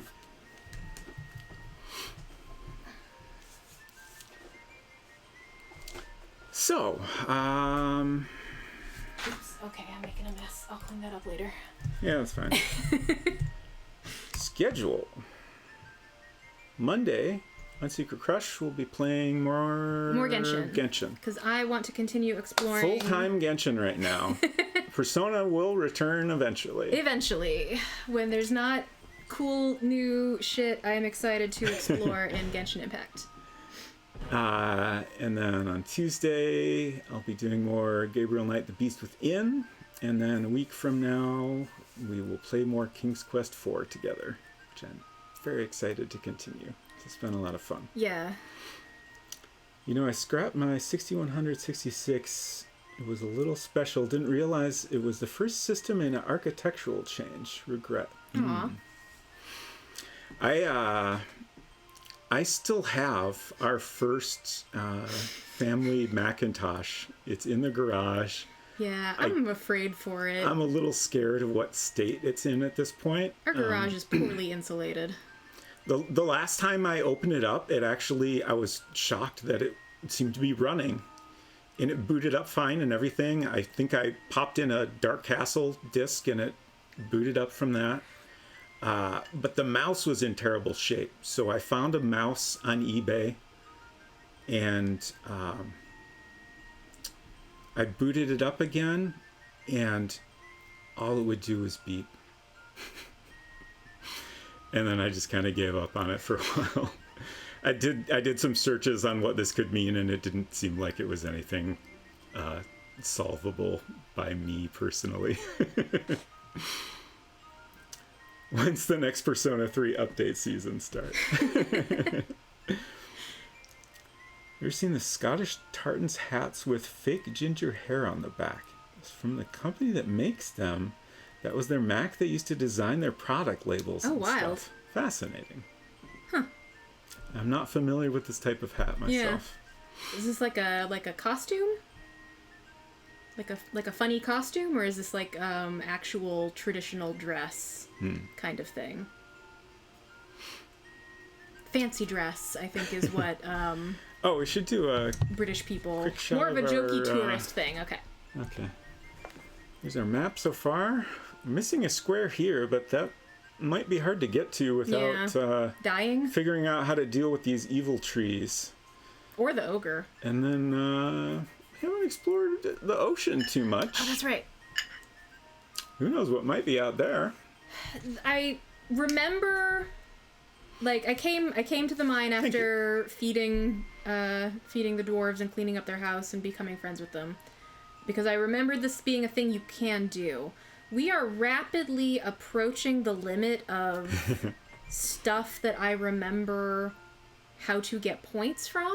Right. I don't really know how long it's going to take us to play through all of this game, I guess, is the end of that sentence. Yeah, I'm curious about that too. Maybe we'll just be playing this forever, and it'll be just like when I was 8 or possibly 9. I think it was Wikipedia that said something about it, based on feedback on King's Quest 3, they toned down the difficulty of this game. When you said that, I wanted to know... And it cited a reference, but I kind of skimmed the article and didn't really see anything talking about that. I wanted to know what they meant by difficulty. Right. Like, King's Quest 3, like, I feel like a lot of the difficulty there was, like, the spells were very, involved a lot of, following steps exactly and typing without making mistakes, at least before you hit return. Right. Like, I have a few kind of, like, half-formed memories of, like, different things that you can do, but I don't know how you make progress. Right.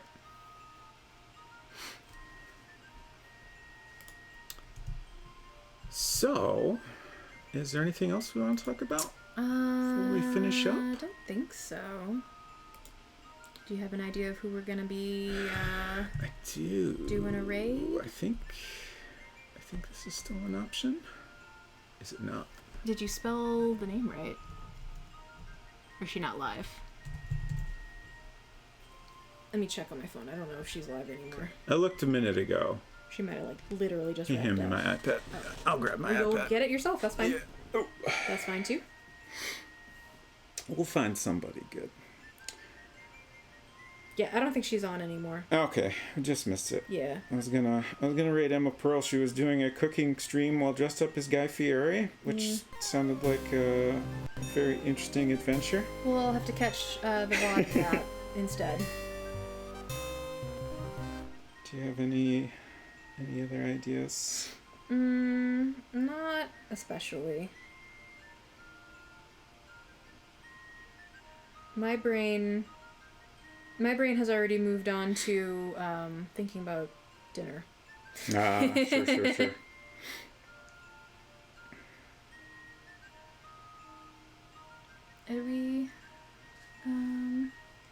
We just got a new subscription. Oh, what? Did you see that? We don't have our we don't have our headphones on, so we missed the alert. Thank you, Robots Friend. Yeah, thanks a Appreciate lot. that very much. And I can't remember if I said this already, but thanks y'all for hanging out today. Yeah. It's been a lot of fun. Do you have any opinion between these two? Not especially. Not strongly. Let's go see Ocadrian, why not? Okay. Ocadrian is a very good streamer. Currently playing Borderlands 3, which Okay. I'm not familiar with. But I'm sure it'll be a good time. I really love his handheld streams. Like the first time we saw him streaming, he was playing through Final Fantasy VII Remake while playing the original game. Oh, right. Like kind of swapping between them. Yeah, and that was a really cool stream, and he does lots of cool like Game Boy streams and stuff like that. But let's head on over there, and thanks again for hanging out, and hope y'all have a great Saturday and enjoy the rest of your weekend. And we'll see you around. Bye, y'all. Bye.